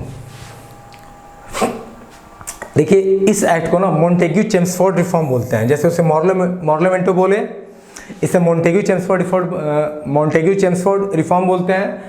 जैसे वहाँ पे मॉर्ले मिंटो एक सेक्रेटरी ऑफ स्टेट, एक वायसराय, उसी तरह यहाँ भी Montague was the secretary, Montague जो थे सेक्रेटरी ऑफ स्टेट थे, और चेम्सफोर्ड, लॉर्ड चेम्सफोर्ड जो थे वायसराय थे। ये रहा आपके चेम्सफोर्ड और ये रहा मोंटेग्यू जी, ठीक है। तो ये जो गवर्नमेंट ऑफ इंडिया एक्ट 1919 है, इसे मोंटेग्यू चेम्सफोर्ड रिफॉर्म भी बोलते हैं। अब इस एक्ट के फीचर्स देखो क्या क्या थे। Relax the central control over the provinces by demarcating and separating the central provincial subject. The central and provincial legislature were authorized to make law of their respective list of subject. देखो यहाँ पे सबसे पहले demarcating किया गया, पहले subjects बांटे गए, पहली बार सब्जेक्ट्स बांटे गए, डिमार्केशन हुआ सब्जेक्ट का। मतलब सेंट्रल के सब्जेक्ट्स कौन होंगे, ठीक है, और सेंट्रल का सब्जेक्ट कौन होगा, क्या सब्जेक्ट होगा, प्रोविंशियल का सब्जेक्ट क्या होगा, इसको डिमार्केट किया गया। और सेंट्रल एंड प्रोविंशियल लेजिस्लेचर को ऑथराइज कर दिया गया कि जो जो सब्जेक्ट आपके हमने बता दिए हैं उस पर आप नियम कानून बना सकते हो। आप समझ रहे हो? सेंटर और प्रोविंशियल लेजिस्लेटिव काउंसिल जो थी, इसको बता दिया गया कि तुम्हारा क्या सब्जेक्ट है, इसको बता दिया गया कि तुम्हारा क्या सब्जेक्ट है, और तुम अपने सब्जेक्ट पे they are authorize to make laws of their respective list of subject. तो डिमार्केटिंग ऑफ सब्जेक्ट, सेंट्रल और प्रोविंशियल के सब्जेक्ट को अलग अलग किया गया, बताया गया। अब आप देखो यहाँ भी ना ये जो बोल दिया है कि आप अपने सब्जेक्ट लॉ बना सकते हो। देखो प्रोविंशियल जो प्रोविंशियल काउंसिल थे ना, उसको ऑटोनॉमी दी नहीं जा रही थी सही से, ठीक है, उनको उतना पावर छोड़ नहीं रहे थे, सब पावर सेंटर में ही रख रहे थे। अब देखो धीरे धीरे ना क्या कैसे बदलाव होगी। अब देखो यहाँ पे क्या है कि provincial subject were further subdivided in transferred and reserve subject. देखो ये जो एक्ट ऑफ 1919 है ना, ये जो एक्ट 1919 है, ये तीन चीजें लेके आने वाला है। एक तो डायरकी लेने वाला है, दूसरा बाई कैमरलिज्म लाने वाला है, और तीसरा डायरेक्ट इलेक्शन का कॉन्सेप्ट, डायरेक्ट इलेक्शन। ये आपको तीनों चीज इस गवर्नमेंट ऑफ इंडिया 1919 में देखने को मिल जाएंगे। डायरकी देखने मिलेगी, बाई कैमरलिज्म और डायरेक्ट इलेक्शन। यही चीज जो मैं बोल रहा था आपसे कि आखिर हम जो ये पढ़ रहे हैं पूरे टॉपिक को, जो हमने कंपनी रूल पढ़ा, क्राउन रूल पढ़ रहे हैं, आखिर क्यों पढ़ रहे हैं?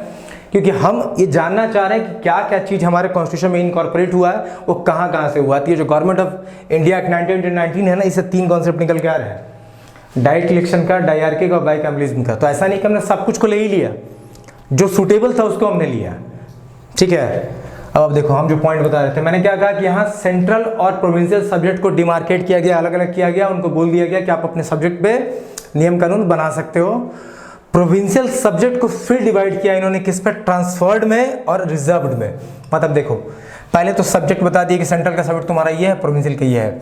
अब ये जो प्रोविंशियल का सब्जेक्ट है, ये मान लो सब्जेक्ट है, इसको दो पार्ट में बांटा गया, इसको फिर सब डिवाइड किया गया। एक रहा ट्रांसफर्ड सब्जेक्ट और एक रहा रिजर्व सब्जेक्ट।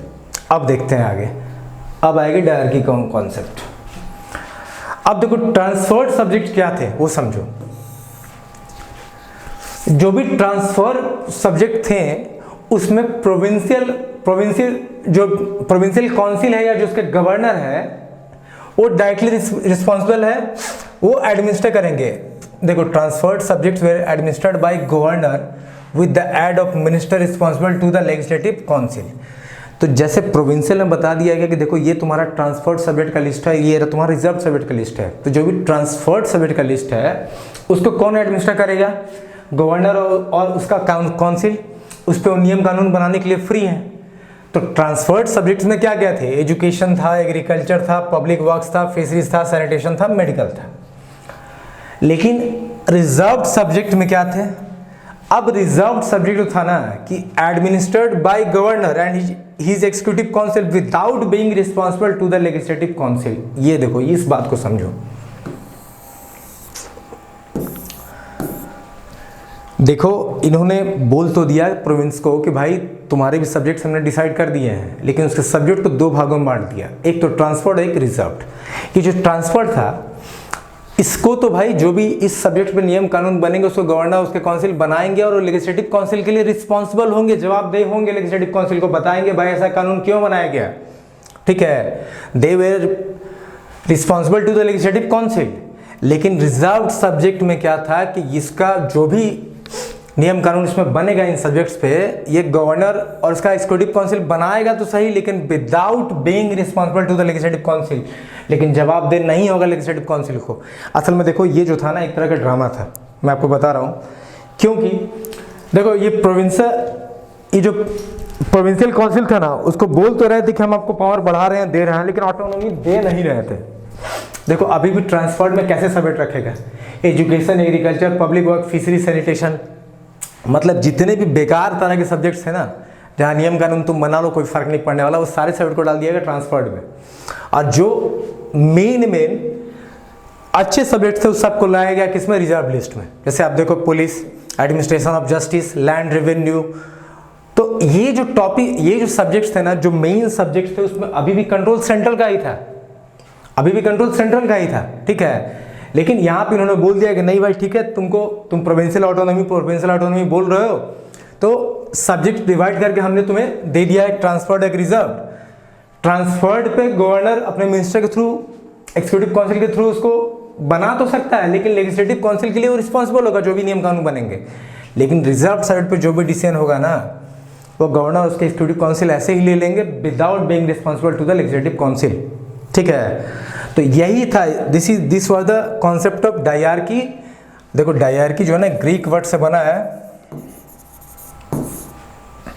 इसका मीनिंग होता है ना डुअल रूल या डुअल गवर्नमेंट। तो ये डायरकी कॉन्सेप्ट 1919 में इंट्रोड्यूस हुआ था। ठीक है, आई होप आप समझ पाए होंगे कि देखो प्रोविंशियल में सब्जेक्ट्स बता दिए, लेकिन मेन सब्जेक्ट जो है ना वो कहाँ रखा? वो रिजर्व में रख लिया। ठीक है, और उनको किस सब्जेक्ट पे नियम बनाने के लिए दिया कि नियम कानून कुछ ही बना सकते हो? वैसे सब्जेक्ट बहुत ही बेकार थे। ठीक है, तो आखिर डायरकी फेल भी हुई। चलिए हम फिर आगे बात करते हैं।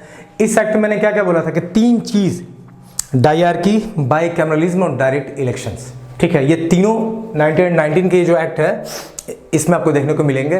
तो अब देखो बाइकैमरलिज्म का ना कॉन्सेप्ट इंट्रोड्यूस हुआ कि Indian legislative council was replaced by bicameral legislature. एक होगा अपर हाउस जिसे आप काउंसिल ऑफ स्टेट बोलते हो, एक होगा लोअर हाउस जिसे आप लेजिस्लेटिव असेंबली बोलते हो। देखो बाइकैमरलिज्म हमारे भी इंडिया में आज की डेट में बहुत सारे स्टेट ने बाइकैमरलिज्म को अडॉप्ट करके रखा है। कितने ऐसे स्टेट हैं आज की डेट में जिसमें बाइकैमरलिज्म है, बाइकैमरल स्ट्रक्चर है, मतलब एक लेजिस्लेटिव असेंबली, एक लेजिस्लेटिव काउंसिल है, विधानसभा, विधान परिषद है।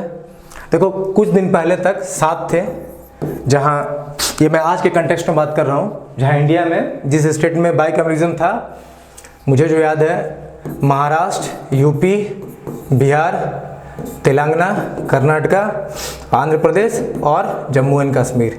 जम्मू कश्मीर तो अब स्टेट रहा नहीं, तो 7 से हो गए 6, और आंध्र प्रदेश ने भी एक रेजोल्यूशन निकाल के अपना बाइकैमरलिज्म हटाने की बात कर दी है, हट भी गया है यहाँ से।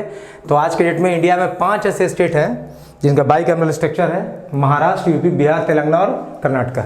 ठीक है, तो ये देखो ये बाइकैमरल लेजिस्लेचर का कॉन्सेप्ट कहाँ से आया? यहीं से ड्राइव हुआ है। यही चीज़ें तो मैं आपको बताना चाह रहा हूँ कि हमारे कॉन्स्टिट्यूशन में क्या क्या चीज़ें इनकॉर्पोरेट हुई है जो यहाँ से ली गई है।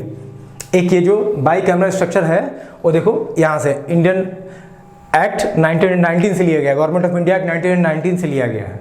ठीक है, अब आइए हम यहाँ बात करते हैं कि देखो बाइकैमरलिज्म इंट्रोड्यूस हुआ, Indian legislative council was replaced by bicameral legislature, upper house council of state, lower house legislative assembly, ठीक है।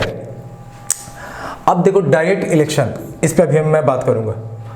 3 out of 6 member of the viceroy executive council were Indians. देखो पहले क्या था, लेजिस्लेटिव काउंसिल में central का legislative viceroy का जो लेजिस्लेटिव काउंसिल है उसमें पहले इंडियंस को लाया गया, फिर एग्जीक्यूटिव काउंसिल में पहले व्यक्ति किसको लाया गया, सत्येंद्र नाथ सिन्हा जी को, ठीक है। अब जो है कि वाइसरॉय के एग्जीक्यूटिव काउंसिल में 3 इंडियंस को रखा जाएगा।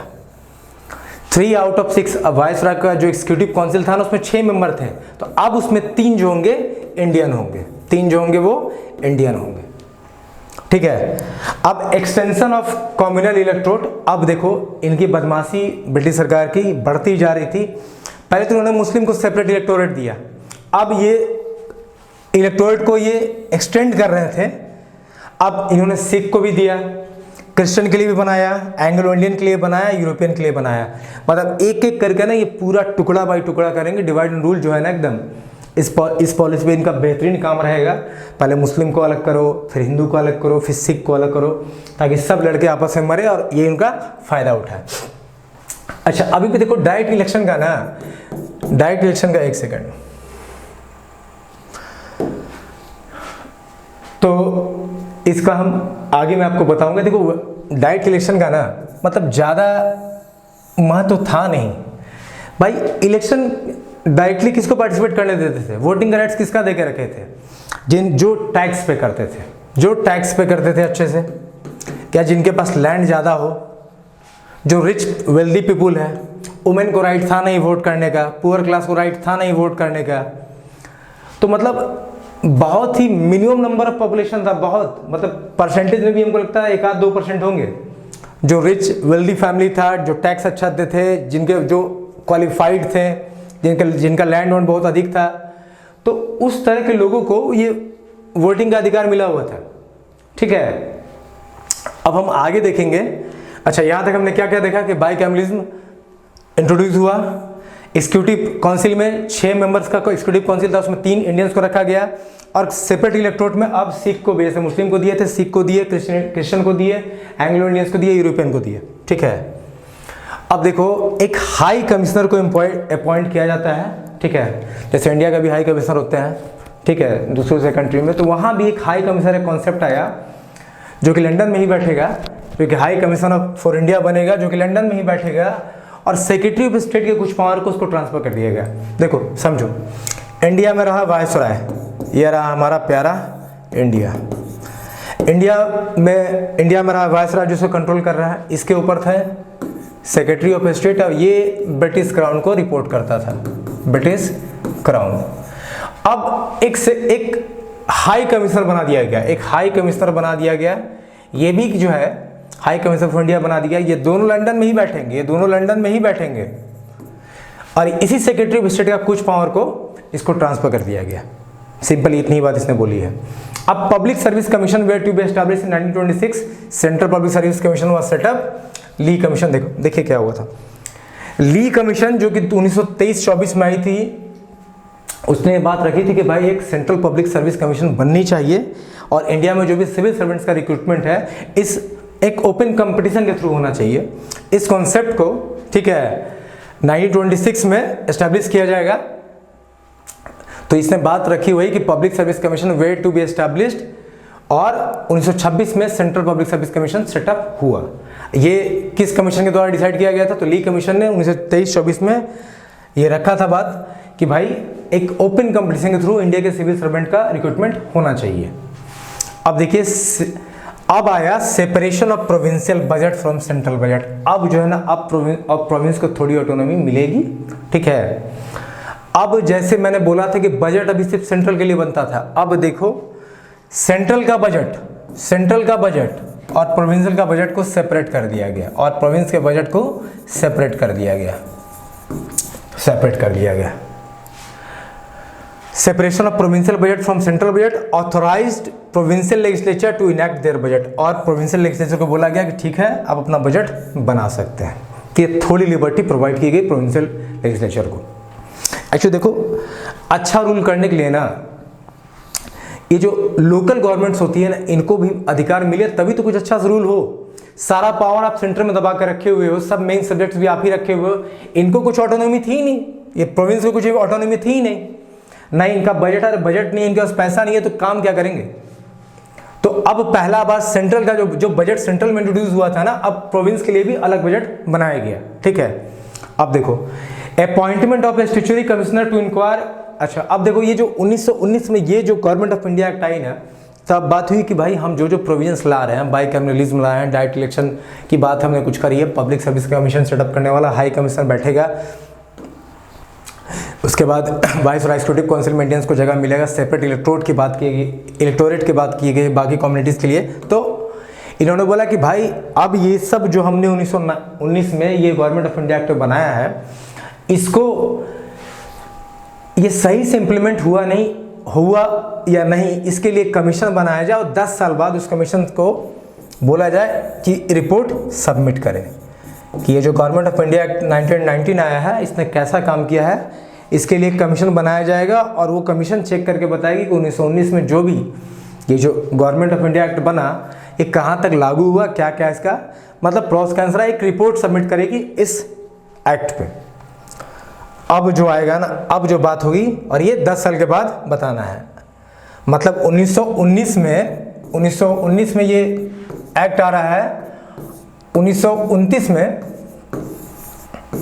इस एक्ट में जो फीचर्स थे वो कितने अच्छे से इम्प्लीमेंट हुए कि नहीं हुए, इसके लिए 1919 में एक कमीशन आनी थी। ठीक है, लेकिन अब देखो साइमन कमीशन आई,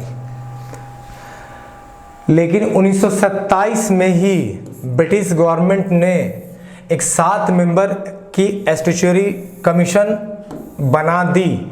ठीक है, जिसका चेयरमैन थे sir John Simon. Sir John Simon, इसका चेयरमैन कौन थे? Sir John Simon. To report the condition of India under the new constitution. आप ये समझो कि जो गवर्नमेंट ऑफ इंडिया एक्ट 1919 में आया था और 10 साल बाद इसका रिव्यू होना था कि ये कैसा काम किया, तो 1929 में एक कमीशन आनी चाहिए थी, लेकिन 1927 में ही ब्रिटिश गवर्नमेंट ने बिना किसी को बोले एक 7 मेंबर की कमिटी बना दी। ठीक है, 7 मेंबर का को लेके एक कमीशन बनाया, जिस कमीशन को बोला गया साइमन कमीशन। साइमन कमीशन, क्योंकि सर जॉन साइमन जो थे इसके चेयरमैन थे। ठीक है, बात दिमाग में गई आप लोगों की? देखो मैं जितना हो सकता हूँ तोड़ के बताने की कोशिश कर रहा हूँ, सीधा सरल शब्दों में आपको समझाने की कोशिश कर रहा हूँ। ठीक है, आप ध्यान से अटेंटिव होकर सुनना, कोई चीज़ मिस मत करना। ठीक है, और अगर किसी को दिक्कत हो आप लेक्चर को रिवाइंड करके देखो, क्योंकि मैंने जितनी चीज़ें बताई है कि मुझे लगता है कि मैं आपका कंसेप्ट क्लियर करते जा रहा हूँ। ठीक है, आप बस देखते चलो। तो 1919 का ये जो है गवर्नमेंट ऑफ इंडिया था, इसको रिव्यू करने के लिए 10 साल बाद एक कमीशन आने वाला था, लेकिन 2 साल पहले ही एक साइमन कमीशन आ गया। ठीक है, अब देखो सर जॉन साइमन इसके चेयरमैन थे, इसलिए इसका नाम रखा गया साइमन कमीशन। अब देखो, all the member of the commission were British, hence it was boycotted by all political parties. क्योंकि भाई अगर आपने भारत में कोई नियम कानून आप लाए हैं और भारत में सही से इम्प्लीमेंट हुआ है कि नहीं, आप लाए थे कि भारतीयों को उसका फ़ायदा होगा, तो भाई ये जो जज करना इसके लिए इस आपने जो कमीशन बनाया कि इसको जज करे कि ये नियम कानून से भारत को फ़ायदा हुआ कि नहीं, भारतीय लोगों को फ़ायदा हुआ कि नहीं, तो इस कमीशन में, इस कमेटी में जो आप मेंबर रखो उसमें इंडियंस को भी तो रखो। सारे के सारे मेंबर्स थे वो ब्रिटिशर्स थे। तो भाई ये बात भारतीयों को हजम नहीं हुई कि भाई नियम कानून बना रहे हो और उसको जज करने के लिए अपना ही पिट्ठू को ले आ रहे हो, तो जो तुम्हारे ही फेवर में बताएगा तो ये बोलेगा कि नहीं ये क्या गलत है क्या सही है। तो भाई ये जो बात थी ना कि सारे के सारे इस कमीशन में मेंबर ब्रिटिशर्स थे, सब ब्रिटिश ही थे, इसलिए इस कमीशन को फुल्ली बॉयकॉट किया गया। इंडिया में एकदम समर्थन नहीं मिला। ठीक ना, जितना प्रोटेस्ट हो पाया हुआ, जितना लोगों ने इसे बॉयकॉट कर पाया किया, सारी पॉलिटिकल पार्टीज ने बॉयकॉट कर दी, चाहे वो मुस्लिम लीग हो, इंडियन नेशनल कांग्रेस हो, सब ने इसे बॉयकॉट किया। इसलिए आपने सुना भी होगा, ठीक है, आपने देखा भी होगा, साइमन गो बैक के नारे लगे थे। ठीक है, और ये थे हमारे सर जॉन साइमन। अब देखिए, अब साइमन कमीशन तो इंडिया आई और 2-3 साल तक भटकते रहे, ठीक है, सारी पॉलिटिकल पार्टी से मिली, इसको समझाया उसको समझाया, पर किसी ने भी इनका बात को समझा नहीं, ठीक है, किसी ने भी ये बात मानने से इनकार कर दी, ठीक है, किसी भी तरह का रिव्यू उनका जो है ये किसी को समझा नहीं पाए कि नहीं ठीक है हम अच्छा रिव्यू देंगे, ठीक है, साइमन कमीशन सही से रिपोर्ट देगा। तो फाइनली जब कोई नहीं माना इंडिया में, बॉयकॉट वाली कहानी चलती रही, तो इसने खुद ही रिपोर्ट सबमिट किया, ठीक है, 1930 में रिपोर्ट सबमिट कर दिया और कुछ गिवन द फॉलोइंग रिकमेंडेशन, ये सब रिकमेंडेशन इन्होंने दिए। उसमें जो पहला रिकमेंडेशन था वो क्या था वो आप देखो। इन्होंने बोला कि डायरकी को बंद कर दो, एवोल्यूशन ऑफ डायरकी, मतलब वो जो ड्यूअल डायरकी मैंने क्या बताया था, ड्यूअल रूल या ड्यूअल गवर्नमेंट का जो कॉन्सेप्ट था, मतलब प्रोविंशियल काउंसिल का जो सब्जेक्ट था उसको 2 सेगमेंट में बांटा गया था, एक ट्रांसफर्ड और एक रिजर्व्ड। ट्रांसफर्ड गवर्नर और उसके काउंसिल देखेगा, ठीक है, और लेजिस्लेटिव के लिए रिस्पॉन्सिबल होगा, लेकिन रिजर्व सब्जेक्ट वो सब्जेक्ट थे जिसपे गवर्नमेंट और उसके काउंसिल डिसीजन तो लेंगे, लेकिन वो लेजिस्लेटिव काउंसिल के लिए रिस्पॉन्सिबल नहीं होंगे, जवाबदेह नहीं होंगे। तो ये बोला ये जो कॉन्सेप्ट आपने लगा के रखे हो ना, ट्रांसफर्ड में जो सब्जेक्ट रखे हो, रिजर्व में रखे हो, ये सही नहीं है, ठीक है, तुम डायरकी बंद करो यार। तो ये तो अच्छी बात हुई कि डायरकी, चलो इस साइमन कमीशन का रिकमेंडेशन था कि डायरकी बंद करो। दूसरा कि extension of responsible government in provinces, दूसरा बोले कि नहीं आप प्रोविंसेस में ना रिस्पॉन्सिबल गवर्नमेंट बनाओ, ठीक है, उनको अधिकार दो, तभी अच्छे से काम कर पाएंगे। मतलब रिस्पॉन्सिबल गवर्नमेंट की बात इन्होंने की प्रोविंसेस के लिए, ठीक है, कि जो रिस्पॉन्सिबल गवर्नमेंट है उसका एक्सटेंशन करो, उसको थोड़ा और पावर ऑटोनॉमी दो। तीसरा, ये बहुत अच्छी बात है साइमन कमीशन ने कही कि establishment of A federation of British India and princely state, कि एक फेडरेशन बनाओ किसका, ब्रिटिश इंडिया का और प्रिंसली स्टेट का। ये ब्रिटिश इंडिया क्या हो गया यहाँ पे, प्रिंसली स्टेट क्या हो गया। देखो 1857 के रिवोल्ट से पहले ब्रिटिश ने बहुत सारे प्रिंसली स्टेट या टेरिटोरी को कब्जा करके रखा था, तो जो भी ब्रिटिश के कंट्रोल में चला गया था वो तो हो गया ब्रिटिश इंडिया का जो भी स्टेट हो गया। और 1857 के बाद इन्होंने बोला था, देखो इनको समझ में आ गया था कि हमने प्रिंसली स्टेट से छेड़छाड़ की है, एक को हमने दुखी किया, सब खड़े हो जाएंगे। तो 1857 के बाद इन्होंने बोल दिया था कि भाई ठीक है तुम जैसे रूल कर रहे हो करो, हम तुम्हारे रूल में कोई इंटरफेरेंस नहीं करेंगे, कोई भी इंटरफेयर नहीं करेंगे। लेकिन ऐसा था नहीं। देखो कोई भी प्रिंसली स्टेट नहीं, इंडिपेंडेंट तो था नहीं, वो ब्रिटिश इंडिया को टैक्स दिया करता था, अच्छा खासा टैक्स दिया करता था। हाँ, जो अपना उनका आंतरिक मामला था, जो इंटरिम मैटर है, ठीक है, उनके अपने स्टेट में छोटे मोटे जो भी केसेस को ठीक करना, ठीक है, वो सब वो डिसीजन ले सकते थे, लेकिन बड़े मैटर में नहीं ले सकते थे। और कहने को फ्री थे, लेकिन वो हैवी टैक्स पे कर रहे थे ब्रिटिश को। तो जो ब्रिटिश के कैप्चर में था वो ब्रिटिश इंडिया का प्रोविंस, और बाकी जो प्रिंसली स्टेट जो इंडिपेंडेंट थे, मतलब जिनमें ब्रिटिश का कंट्रोल नहीं था, तो इसने बात करी कि एक फेडरेशन बनाओ ब्रिटिश इंडिया प्रिंसली स्टेट का। मतलब पहली बार इसने एक सिंगल यूनिट में इंडिया की बात की, ठीक है, कि एक फेडरेशन बनना चाहिए। अब लेकिन जो सबसे बुरी बात साइमन की रही कि इसने बोला कि नहीं, ये जो कम्युनल इलेक्टोरेट है ना, इसको आप कंटिन्यू करो। मतलब जैसे मुस्लिम को सेपरेट इलेक्टोरेट दे के रखा है, क्रिश्चियन को दिया है, सिख को दिया, एंग्लो इंडियन को दिया, यूरोपियन को दिया, ये आप कंटिन्यू रखो। मतलब देखो डिवाइड एंड रूल किस तरह से जड़ में था, इनको पता था कि इससे बहुत फायदा हो रहा है, सब आपस में लड़ रहे हैं, कम्युनल राइट्स जगह जगह होंगे, ठीक है, और इसका फायदा हम ज़्यादा उठाएंगे। तो साइमन कमीशन 4 चीज़ बोली कि देखो डायरकी बंद करो, एक रिस्पॉन्सिबल गवर्नमेंट प्रोविंसेस में रिस्पॉन्सिबल गवर्नमेंट बनाओ, फेडरेशन बनाओ, मतलब ब्रिटिश इंडिया जो टेरिटोरियल पार्ट है और प्रिंसली स्टेट को ज्वाइन करके एक फेडरेशन बनाओ, एक यूनिट में रखो, और कम्युनल इलेक्टोरेट को बढ़ाओ। पहले मुस्लिम को दिए थे, फिर सिख को दिए, इसको कंटिन्यू रखो, इससे तुमको फायदा होगा। अब देखो, तो ये जो साइमन कमीशन का रिकमेंडेशन था, इसको इम्प्लीमेंट करने के लिए राउंड टेबल कॉन्फ्रेंस हुए। वो कॉन्फ्रेंस कहाँ हुए? लंदन में हुए। To implement Simon commission recommendation, round table conference हुए। राउंड टेबल कॉन्फ्रेंस आप लोगों ने पढ़ा होगा, 1, 2, 3 सब राउंड टेबल कॉन्फ्रेंस हुए। इंग्लैंड में हुए। भारत के बहुत सारे जो पॉलिटिकल पार्टीज़ के लीडर थे वो बहुत खुश थे कि अब चलो इंग्लैंड जाने का मौका मिलेगा, कम से कम घूम भी लेंगे, ठीक है। तो ऐसी कहानी रही है। और फाइनली क्या प्रिपेयर किया गया? White paper on constitutional reform. जितने भी सुझाव और रिकमेंडेशंस आए, जो जो चीज़ निकल के आया उसको बोलते हैं white paper on constitutional reform, जिसको कि ब्रिटिश जॉइंट मजिस्ट्रेट के सामने रखा गया, ठीक है, कि भाई ये सब चीज़ों को आप फॉलो करना है। तो साइमन कमीशन का रिकमेंडेशन को फॉलो करने के लिए राउंड टेबल कॉन्फ्रेंस हुई, उसमें जो डिस्कशन निकल के आया उन सब चीज़ों को white paper on constitutional reform में शामिल किया गया, जिसको कि आगे लागू किया जाएगा। ये आप देख सकते हो, ये सर जॉन साइमन है, ये जब साइमन आए थे जिसमें से ब्रिटिश मेंबर्स थे, तो बहुत तगड़ा प्रोटेस्ट हुआ था इंडिया में। अब देखो एक और चीज़ आती है कम्युनल अवार्ड्स, ये देखो था क्या। तो देखिए क्या हुआ था कि जो राउंड टेबल कॉन्फ्रेंस हुआ था ना, उसमें B.R. अम्बेडकर जी जो थे वो इंडिया से वो भी गए थे वहाँ राउंड टेबल कॉन्फ्रेंस में भाग लेने के लिए। तो B.R. अम्बेडकर साहब ने अंग्रेज से बात करी थी। वो देखिए बेसिकली डिप्रेस्ड क्लासेस जो होते हैं, शेड्यूल कास्ट, उनके लिए वो लड़ रहे थे कि भाई हमको भी कुछ अधिकार मिलना चाहिए। तो वहाँ ब्रिटिश के जो भी रिप्रेजेंटेटिव थे उससे उन्होंने बात की कि भाई हमारे लिए भी कुछ किया जाए, हमको भी देखा जाए, हमारी भी स्थिति बहुत ख़राब है।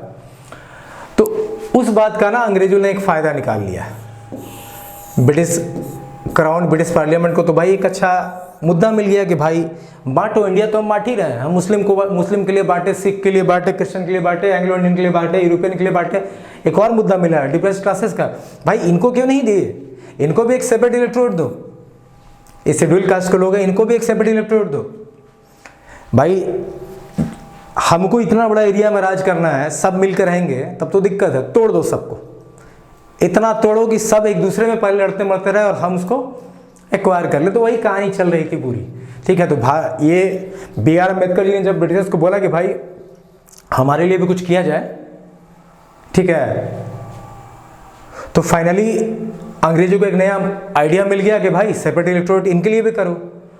तो in August 1932 Ramsay MacDonald the British PM announces a scheme of representation of the minorities known as communal awards, कि भाई अब माइनॉरिटीज के लिए भी हम एक स्कीम लेके आए हैं, ठीक है। इसी को कम्युनल अवार्ड बोला गया, जो कि रामसे मैकडोनल्ड 1932 के अगस्त में अनाउंस किए थे जिस स्कीम को। अब this award not only continued separate electorate for Muslim, Sikh, Indian, Christian, Anglo Indian, European, but also extended to depressed classes, schedule caste के लिए। भाई ये शेड्यूल कास्ट के लिए भी एक सेपरेट इलेक्टोरेट अब आ रहा था, ठीक है। तो भारत को तब तक बांटो जब तक सब अच्छे से लड़ कट के मर ना जाए। अब जब ये बात गांधी जी को पता चली, जो कि येरावाड़ा जेल में थे, जो पूना में है, तो उनको बड़ा सदमा लगा। वो बोले कि अब क्या हिंदू को भी बांटेंगे, देखो SC जो भी है तो हिंदू इलेक्टोरेट के ही। तो उन्होंने बोला कि अरे मुस्लिम को बांट दिए, सिख को, क्रिश्चियन को, एंग्लो इंडियन को, यूरोपियन को, अब क्या हिंदू में भी ये बाइफर्केशन कराएंगे, अब हिंदू में भी अलग अलग इलेक्टोरेट लेके आएंगे क्या। तो ये बात को वो कहीं से स्वीकार नहीं रहे थे। तो उन्होंने बोल दिया कि भाई हम तो जा रहे हैं आमरण अनशन पे बैठने, हम जा रहे हैं आमरण अनशन पे बैठने, जिसको सपोर्ट करना है करो, नहीं करना है मत करो, ठीक है। हम ये नहीं होने देंगे, हम हिंदू का इलेक्टोरेट को बंटने नहीं देंगे, ठीक है। उसमें भी ये लोग डिवीजन पे उतर आए हैं। अब देखो वो तो बैठ गए, ही टुक फास्ट अनटू डेथ। अब ये सब बात जब बहुत सारे लीडर्स को पता चली, इंडियन नेशनल कांग्रेस के लीडर्स को, तो उन्होंने जाके B.R. अम्बेडकर साहब से बात की। देखो अम्बेडकर साहब का डर क्या था मैं बता रहा हूँ। उनका डर था कि भाई हम इनसे शामिल तो हो जाएंगे इंडियन नेशनल कांग्रेस में, इनकी बात मान तो लेंगे, लेकिन हमारे लिए कुछ किया जाएगा कि नहीं किया जाएगा इसकी गारंटी कौन लेगा। वही चीज़ अब यहाँ निकल के आती है कि at last there was an agreement between the leaders of Congress, Indian National Congress के लीडर्स के बीच में, और डिप्रेस्ड क्लासेस जो B.R. अम्बेडकर साहब रिप्रेजेंट कर रहे थे, इनके बीच में एक एग्रीमेंट हुआ। This agreement was Poona pact. ये पूना पैक्ट क्या था, यही वो एग्रीमेंट था जो कि B.R. अम्बेडकर साहब जो डिप्रेस्ड क्लासेस के लिए और द इंडियन नेशनल कांग्रेस के जो भी लीडर्स थे, ये दोनों मिलकर किए। गांधी जी उधर फास्ट पे बैठे हैं कि नहीं हम ज्वाइंट इलेक्टोरेट, मतलब एक सेपरेट इलेक्टोरेट डिप्रेस्ड क्लास का नहीं आने देंगे। अब इस एग्रीमेंट की बात निकल गई पूना पैक्ट। अब पूना पैक्ट क्या था, उसमें बोला गया कि हिंदू का ज्वाइंट इलेक्टोरेट ही रहेगा, भले हम कुछ सीट्स देंगे डिप्रेस्ड क्लासेस को, ठीक है। मतलब हिंदू इलेक्टोरेट को ज्वाइंट ही रहने दो, तुमको अगर दिक्कत है तुम्हारी क्लासेस की माइनॉरिटी जो है, तुम्हारे कास्ट कम्युनिटी की अगर दिक्कत है, तो हम तुम्हारे लिए एक सेपरेट सीट देंगे इलेक्शंस में, ठीक है। हम सेपरेट सीट से तुमको रिप्रेजेंटेशन देंगे, तुम उससे अपनी यथास्थिति जो भी होगी टिपेस्ट क्लासेस को उसको ठीक करना। तो जब ये बात हुई तब यह अनशन खत्म हुआ। तो फाइनली कम्युनल अवार्ड्स जब ब्रिटिश ने डिप्रेस्ड क्लासेस के लिए सेपरेट इलेक्टोरेट की बात की 1932 रामसे मैकडोनल्ड, और ये बात जब गांधी जी को पता चली जो कि अरबाड़ा जेल में थे और आमरण अनशन पे चले गए, इंडियन नेशनल कांग्रेस ने जाके बी आर अम्बेडकर साहब से बात की, जो एग्रीमेंट हुआ वो रहा पूना पैक्ट, और फाइनली बात रही कि हिंदू का ज्वाइंट इलेक्टोरेट ही रहेगा but they will be given seats, ठीक है, they will be allotted some seats, ठीक है, ये डिप्रेस्ड क्लास के लिए सीट के अलग से दिया जाएगा लेकिन इलेक्टोरेट नहीं बटेगा, यही बात हुई। अब आती है भाई सबसे बड़ी गवर्नमेंट ऑफ इंडिया एक्ट 1935, ठीक है। अब हम लोग देखेंगे, ये देखो भारत की आज़ादी से पहले ना, आज़ादी से पहले सबसे लेंथीएस्ट रिटन डॉक्यूमेंट हमको लगता है यही आया था, government of India act of 1935। It was a lengthy and detailed document having 321 section and 10 schedule. देखो इतना बड़ा कोई एक्ट आया था 1935, इस एक्ट का बहुत इंपॉर्टेंस है, ठीक है। मैं कोशिश करूंगा कि मैं आपको जितना समझा पाऊँ अच्छे से, आप बस देखते चलो, ठीक है। जो मेन फीचर्स थे इस एक्ट को देखो इसमें सबसे पहले था establishment of an all India federation was proposed, कि भाई इंडिया का भाई एक फेडरेशन बनाओ, सब कुछ को जोड़ो, ठीक है, एक इंडिया को एज ए फेडरल स्टेट, ठीक है, ऑल इंडिया फेडरेशन बनना चाहिए और पावर को डिवाइड करो, ठीक है, कुछ फेडरल लिस्ट, कुछ प्रोविंशियल लिस्ट, कुछ concurrent list. Federal list centre के लिए होगा, प्रोविंशियल लिस्ट प्रोविंसेस के लिए होगा, और कंकरेंट लिस्ट दोनों के लिए होगा।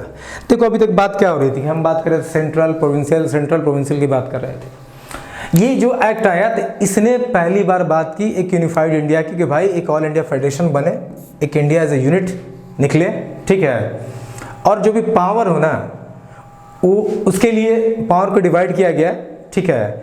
वो कैसे, देखो 3 लिस्ट बनाए गए, एक फेडरल लिस्ट, एक प्रोविंशियल लिस्ट और एक कंकरेंट लिस्ट। फेडरल लिस्ट जिसमें कि 59 सब्जेक्ट्स को रखा गया, ये सेंटर के लिए था, सेंटर इस पे कानून बनाती। प्रोविंशियल लिस्ट में 54 आइटम्स को रखे गए, 54 सब्जेक्ट्स को रखे गए जिस पे प्रोविंस डायरेक्टली अपना कानून नियम बनाती, और कंकरेंट लिस्ट ये इसमें 36 सब्जेक्ट को रखे गए, 36 को, जिसमें कि सेंटर और प्रोविंशियल दोनों मिलके नियम बनाते हैं। यही तो स्ट्रक्चर आज हमारे कॉन्स्टिट्यूशन में ऐसा स्ट्रक्चर नहीं है, सेंट्रल लिस्ट है, स्टेट लिस्ट है और कंकरेंट लिस्ट है। तो यही चीज़ मैं आपको बता रहा हूँ कि भाई हम जो पढ़ रहे हैं और हमारा कॉन्स्टिट्यूशन का जो फ्रेमिंग हो रहा है, कहीं ना कहीं चीज़ों का इनकॉर्पोरेशन है, यही बस समझने के लिए हम इस चैप्टर को पढ़ रहे हैं, ठीक है।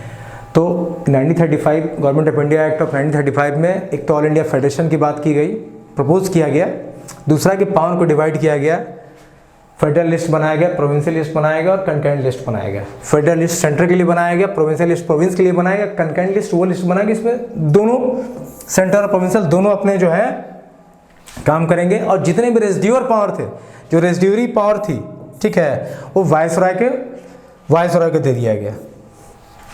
अब देखो ऑल इंडिया फेडरेशन, एक सिंगल फेडरेशन की बात हो रही है। अब देखो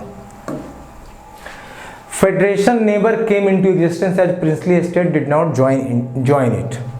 अब देखो ये क्यों हुआ, फेडरेशन कभी भी एग्जिस्टेंस में नहीं आया।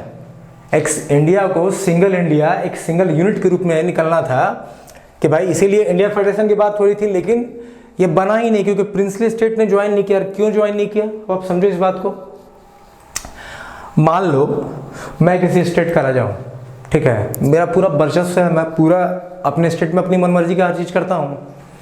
अब जो भी प्रिंसली स्टेट रूल कर रहे थे, अपने राजा रजवाड़ा का पूरा ऐसो अयासी अपने स्टेट में कर रहे थे, इनको दिखा कि भाई ये सबको जोड़ के एक फेडरेशन बनाना चाहते हैं, तो अगर हम यहाँ से निकल के इसमें चले जाएंगे तो हमारा स्टेट का तो जो पावर है वो खत्म हो जाएगा, ठीक है। अब तो भाई ये सब कुछ जॉइंट होगा, हम ऐसा क्यों करें, हम अपना अच्छा ज़िंदगी जी रहे हैं, हम एंजॉय कर रहे हैं। तो प्रिंसली स्टेट, भाई इंडिया कौन, वो तो अपना सिंगल अपने स्टेट में एंजॉय कर रहे हैं। तो प्रिंसली स्टेट जो थे ना, वो कभी इसके मत में ही नहीं थे फेडरेशन में, उन्होंने कभी ज्वाइन ही नहीं किया। उनको लगा कि हम यहाँ से निकल के जाएंगे, मेरा स्टेट में जो पावर है, जो ओहदा है, जो रुतबा है, वो वहाँ रहेगा नहीं, हम सब खो देंगे। तो प्रिंसली स्टेट इसके खिलाफ थे और ये कभी इसीलिए फेडरेशन बन ही नहीं पाया। वो जो एक सिंगल इंडिया का जो कॉन्सेप्ट है वो आ ही नहीं पाया था।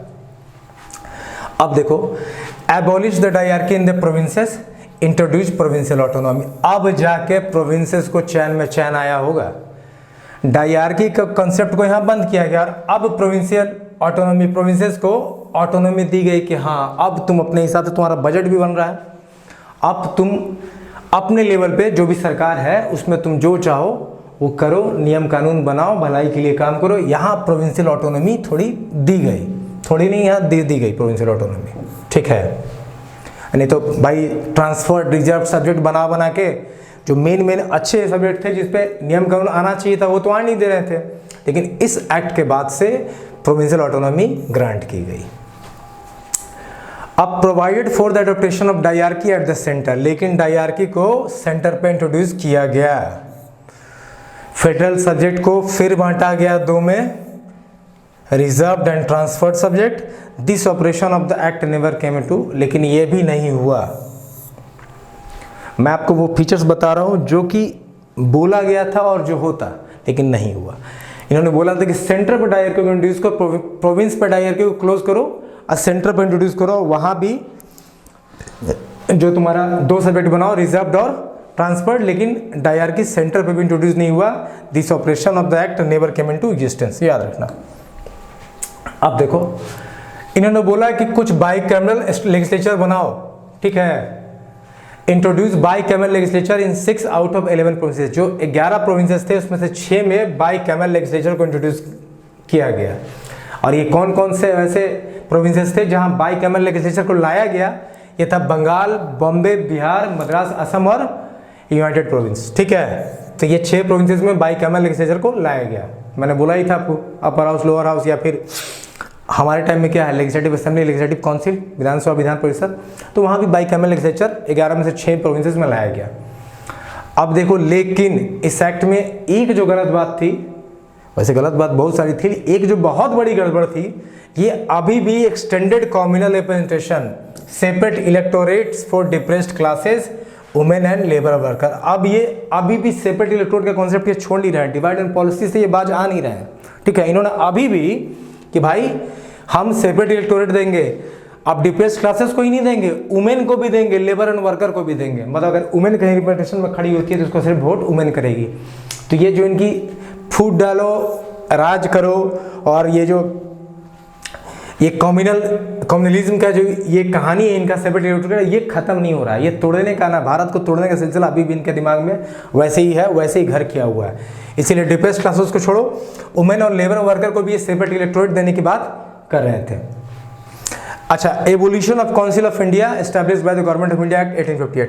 देखो 1858 में क्या हुआ था कि जो viceroy, governor general of India को वायसराय ऑफ इंडिया बना दिया, और उसका जो एक 15 मेंबर्स का जो एग्जीक्यूटिव काउंसिल था, जो मैंने बोला था ना स्टार्टिंग में, 1858 एक्ट में क्या किया गया, गवर्नर जनरल ऑफ इंडिया को वायसराय ऑफ इंडिया बना दिया और उसको असिस्ट करने के लिए 15 मेंबर की काउंसिल बनाई गई। तो यहाँ बोला गया कि उस काउंसिल को बंद कर दो, ठीक है, जो गवर्नमेंट ऑफ इंडिया एक्ट 1858 में बना था। इन्होंने इसलिए बोला कि देखो उस काउंसिल को बंद करके इन्होंने बोला कि हम कुछ एडवाइजरी बॉडी आपको देंगे, ठीक है, कुछ एडवाइजरी बॉडी देंगे जो कि आपको सजेशन देगा और आपके काम में हेल्प करेगा। इसलिए बोला गया कि इसको बंद कर दो। अच्छा, अब फ्रेंचाइजी को थोड़ा एक्सटेंड किया गया। अब जो वोटिंग का राइट्स है ना, वो थोड़ा इन्होंने और बढ़ाया, लगभग अब 10%, अभी भी देखो 10 ही % है, अभी भी out of 100 population 10% total population को वोटिंग राइट था। और क्या बात रही कि हम एक reserve Bank of India establish करेंगे जो कि which will make a control on currency and credit, currency and credit control के लिए Reserve Bank of India establish किया जाएगा। आज भी है, देख लो। Establishment of federal public service commission, provincial public service commission, joint public service commission for the 2 or more provinces, कि भाई ये जो सेंट्रल सिविल सर्विस है, जो सिविल सर्वेंट का रिक्रूटमेंट होता है, ठीक है, ये देखो कॉन्सेप्ट कि भाई फेडरल पब्लिक सर्विस कमीशन, जो कि आज हमारा क्या है यूपीएससी, जो सेंट्रल पब्लिक सर्विस कमीशन है, अब प्रोविंशियल पब्लिक सर्विस कमीशन जो कि हमारा क्या है स्टेट पीसीएस, तो ये भी जो है कि एस्टैब्लिशमेंट किया जाएगा। इस एक्ट में ही बोला गया था, ठीक है, कि फेडरल पब्लिक सर्विस कमीशन और provincial public service commission introduce किया जाएगा, ठीक है। और फेडरल कोर्ट भी सेटअप किए जाएंगे, जो कि 1937 में सेटअप हुआ पहला फेडरल कोर्ट। तो ये फेडरल कोर्ट भी सेटअप किए गए, जो हमारा आज सुप्रीम कोर्ट है। देखो सेम चीज़ें ड्रैग हो रही हैं, तो मेरा बोलना है, एक बार आप इसको फिर से देखो। तो गवर्नमेंट ऑफ इंडिया एक्ट 1935 में क्या क्या चीज़ें आई। एक तो इन्होंने बोला था ऑल इंडिया फेडरेशन की बात करी थी, और जो भी सब्जेक्ट्स थे, पावर थे, उसको डिवाइड किया था कैसे, फेडरल लिस्ट बनाया, एक प्रोविंशियल लिस्ट बनाया, कंकरेंट लिस्ट बनाया। फेडरल लिस्ट किसके लिए था, सेंटर के लिए 59 सब्जेक्ट थे। प्रोविंशियल किसके लिए था, प्रोविंस के लिए 54 सब्जेक्ट थे। कंकरेंट लिस्ट जिस पर दोनों नियम बना सकते थे, 36 सब्जेक्ट थे उसमें, ठीक है। और जो भी रेसिड्यूरी पावर थी वो वायसरॉय को दे दिया गया था, लेकिन प्रिंसली स्टेट्स को ज्वाइन नहीं किए, क्योंकि उनको लगता था कि अगर ज्वाइन करेंगे तो उनका अपना जो राजा रजवाड़ा का जो ऐसो शानो शौकत है वो खत्म हो जाएगी, तो फेडरेशन कभी बना ही नहीं। डायरकी यहाँ प्रोविंसेस में बंद हुआ, ठीक है। अब उनको प्रोविंशियल ऑटोनॉमी मिली, मतलब अब वो अच्छे से नियम कानून बना सकते थे। अब उनका जो एक रिस्पॉन्सिबल गवर्नमेंट का कॉन्सेप्ट चलता अच्छे से। अब डायरकी को यहाँ प्रोविंसेस में बंद करके सेंटर पर इंट्रोड्यूस किया गया। यहाँ भी वही रिजर्व ट्रांसपोर्ट सब्जेक्ट्स बनाए गए, लेकिन ये फीचर्स भी कभी हो नहीं पाए। अब देखो बाइकैमरल लेजिस्लेचर की बात की गई, जिसमें से 11 में से 6 जो थे ना, 6 प्रोविंसेस में बाइकैमरल लेजिस्लेचर को इंट्रोड्यूस किया गया, जिसमें बंगाल, बिहार, बॉम्बे, मद्रास, असम और यूनाइटेड प्रोविंसेस थे। कम्युनल इलेक्टोरेट का जो सेपरेट इलेक्टोरेट की बात थी वो अभी भी इन्होंने एक्सटेंड करी, जिसमें क्या था आपका वुमेन, लेबर और डिप्रेस्ड क्लासेस को दिया इन्होंने। और एवोल्यूशन इन्होंने बोला कि जो भी काउंसिल 1858 में बनी थी, जो वायसराय को असिस्ट करने के लिए बनी थी, काउंसिल को बंद कर दिया जाएगा। और अब जो वोटिंग राइट्स है लगभग 10% लोगों के लिए एक्सटेंड कर दिए गए। अब रिजर्व बैंक ऑफ इंडिया खोलने के बाद थी establishment of reserve Bank of India, जो कि करेंसी और क्रेडिट कंट्रोल करती। और federal public service commission, provincial public service commission, joint PSC का भी एस्टैब्लिशमेंट करना था। और फेडरल कोर्ट जो कि सेटअप हो 1937 में। तो ये सारी बातें जो थी ना, ये गवर्नमेंट ऑफ इंडिया एक्ट 1935 की, आप याद रखना, बहुत सारी चीज़ें निकल के आएंगी, आपसे डायरेक्ट पूछ लिया जाएगा एग्जाम में, ठीक है, आपसे डायरेक्टली पूछ लिया जाएगा एग्जाम में। अब हम देखते हैं हमारा जो लास्ट है, Indian independence act of 1947। Indian independence act of 1947। अब देखो फरवरी 20 को जब ब्रिटेन में वहाँ की सरकार बदली और जब पीएम क्लेमेंट एटली बने वहाँ, तो उन्होंने डिक्लेयर कर दिया that British rule in India would and by June 30, 1947। देखो एक्चुअली क्या हुआ था ना कि इतना सारा ड्रामा भारत में चल रहा था, कम्युनल राइट्स चल रहे थे, मसाकर चल रहे थे, इंटरनेशनल प्रेशर था, हर कोई एक दूसरे से फाइट कर रहा था, आज़ादी की मांग पूरा जोरों से चल रही थी, बहुत जगह मूवमेंट चल रहे थे, स्ट्राइक चल रहे थे, इतना कुछ चल रहा था ना, इंटरनेशनल प्रेशर इतना माउंट हो रहा था ब्रिटेन पे कि तुम्हारे वजह से इंडिया में क्या हो रहा है। तो इसको लेते हुए ब्रिटेन के पीएम को लगा, क्लेमेंट एटली को, कि भाई भारत से अब निकल जाने में ही भलाई है। तो उन्होंने 20 फरवरी 1947 को डिक्लेयर कर दिया कि भाई ब्रिटिश का रूल इंडिया में 30 जून 1947 तक खत्म हो जाएगा, ठीक है। अब दिस अनाउंसमेंट वाज फॉर, अब देखो जैसे इन्होंने अनाउंसमेंट किया कि ब्रिटिश का रूल 30 जून 1947 तक खत्म हो जाएगा इंडिया में, कि मुस्लिम लीग पार्टीशन का डिमांड करने लगी कि नहीं भाई हमको अलग कंट्री दो, हमको अलग कंट्री दो। फिर मुस्लिम लोग तो डिमांड करने लगे कि भाई हमको अलग कंट्री दो। स्टेशन स्टार्ट हो गया। ऑन जून 3, 1947 लॉर्ड माउंटबेटन जो वायसराय थे उस समय इंडिया के, उन्होंने put for the partition plan. Lord Mountbatten ने 3 जून 1947 को पार्टीशन प्लान सामने रखा, also known as the June 3 plan for the और इसे माउंटबेटन प्लान भी बोलते हैं। दिस प्लान, अब देखो क्या हुआ मैं बता रहा हूँ, इतना छोड़ो सा। 20 फरवरी 1947 को ब्रिटेन में जब सरकार बदली और वहाँ जब प्राइम मिनिस्टर वहाँ के बने क्लेमेंट एटली, तो उन्होंने इतना प्रेशर आ रहा था इंडिया में, जो भी स्टेशन सब चल रहा था उसको लेकर तो उन्होंने बोला कि भाई भारत में ब्रिटिश सरकार 30 जून 1947 तक ही है, इसके बाद वहाँ नहीं रहेंगे, हम लोग इंडिया छोड़ देंगे।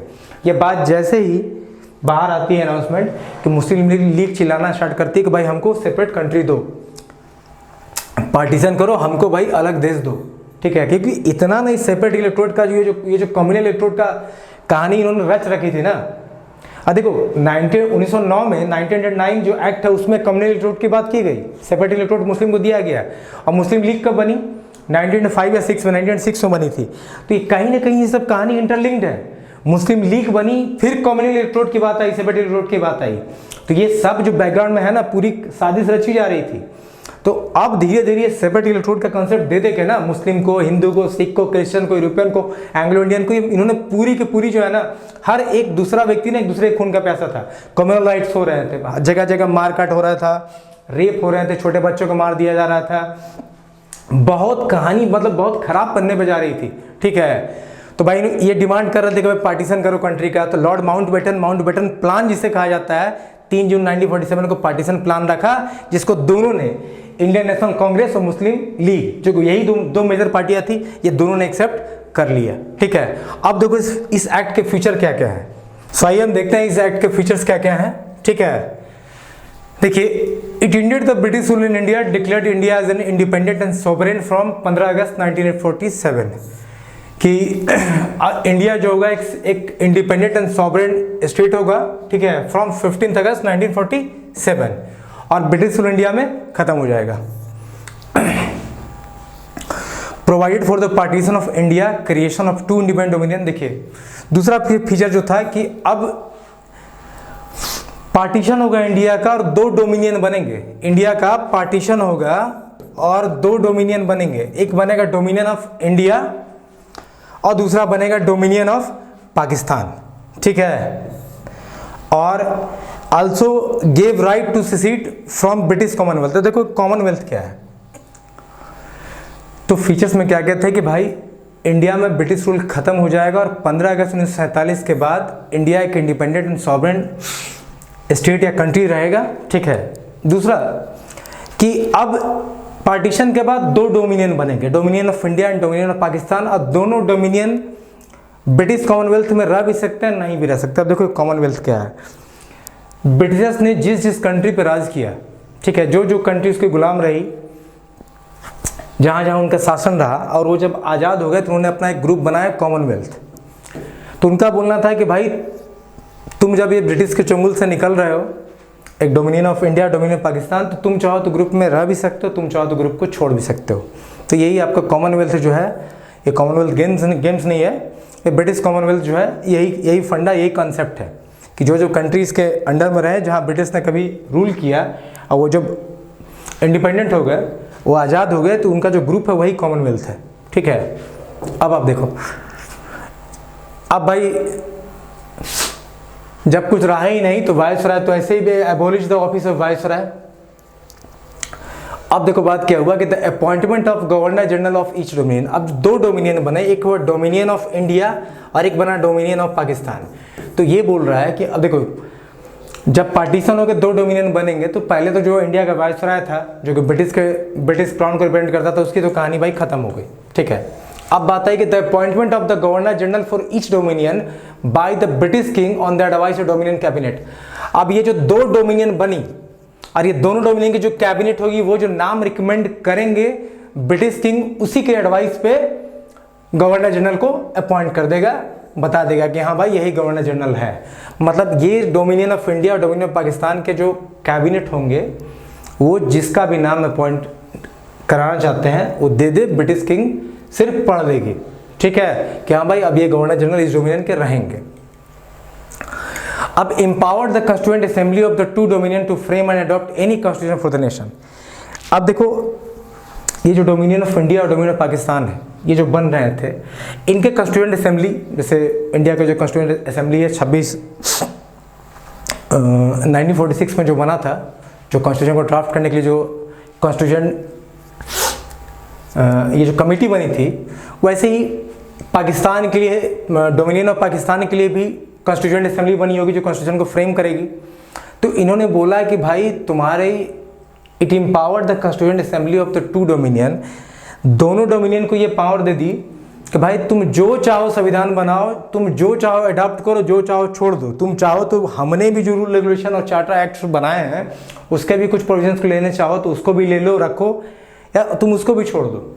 या हम जो बोले हमने अभी जो बोला पार्टीशन के लिए, अगर तुम उसको भी मानना चाहते हो तो मानो, और नहीं तुम अगर आज भी सेपरेट मतलब नहीं होना चाहते हो, आज भी एक यूनिफाइड होकर रहना चाहते हो, तुम वो भी कर सकते हो। मतलब ये कंप्लीट एक तरह से इन्होंने इन पे छोड़ दिया था कि ये जो डोमिनियन ऑफ इंडिया पाकिस्तान बन रहा है कि तुम जो चाहो अपना कॉन्स्टिट्यूएंट असेंबली से तुम कॉन्स्टिट्यूशन बनाओ, जिस तरह के प्रावधान प्रोविजंस रखना चाहो वो तुम रख सकते हो, ठीक है। और हमने भी अगर कुछ बनाया है और तुम उसमें से भी लेना चाहते हो रूल रेगुलेशन तो you are free to adopt, ठीक है। तो यही बात यहाँ पे हुई थी।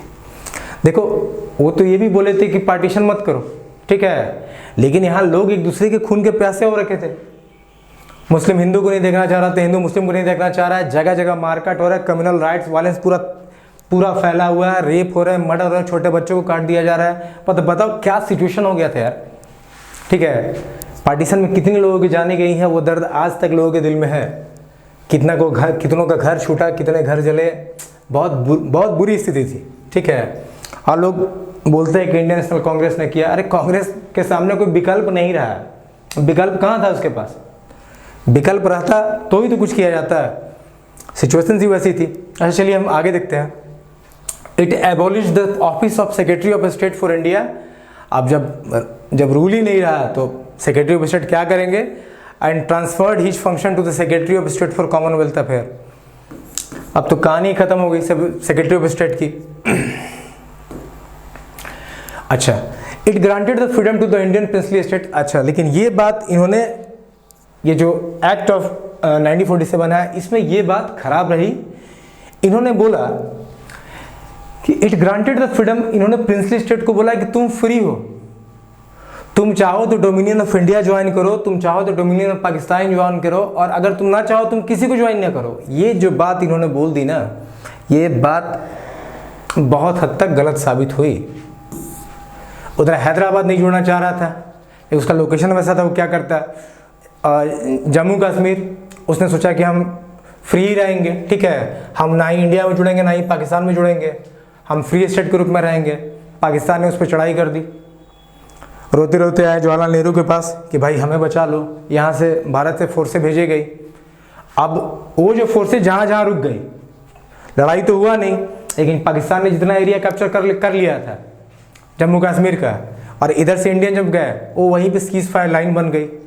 तो देखो ये जो बात बोली गई थी ना कि भाई प्रिंसली स्टेट को कि तुम फ्री हो, तुम चाहो तो you can join the dominion of India और you can join the dominion of Pakistan, it's up to you, और if you want to be a free state, be a free state. This statement was never good for India at least, ठीक है। बहुत मेहनत लगी बहुत सारे princely state को मना के एक यूनिफाइड इंडिया बनाने में, and Sardar Vallabh Bhai Patel has a very crucial role in it. So ये तो एक बात रह गई।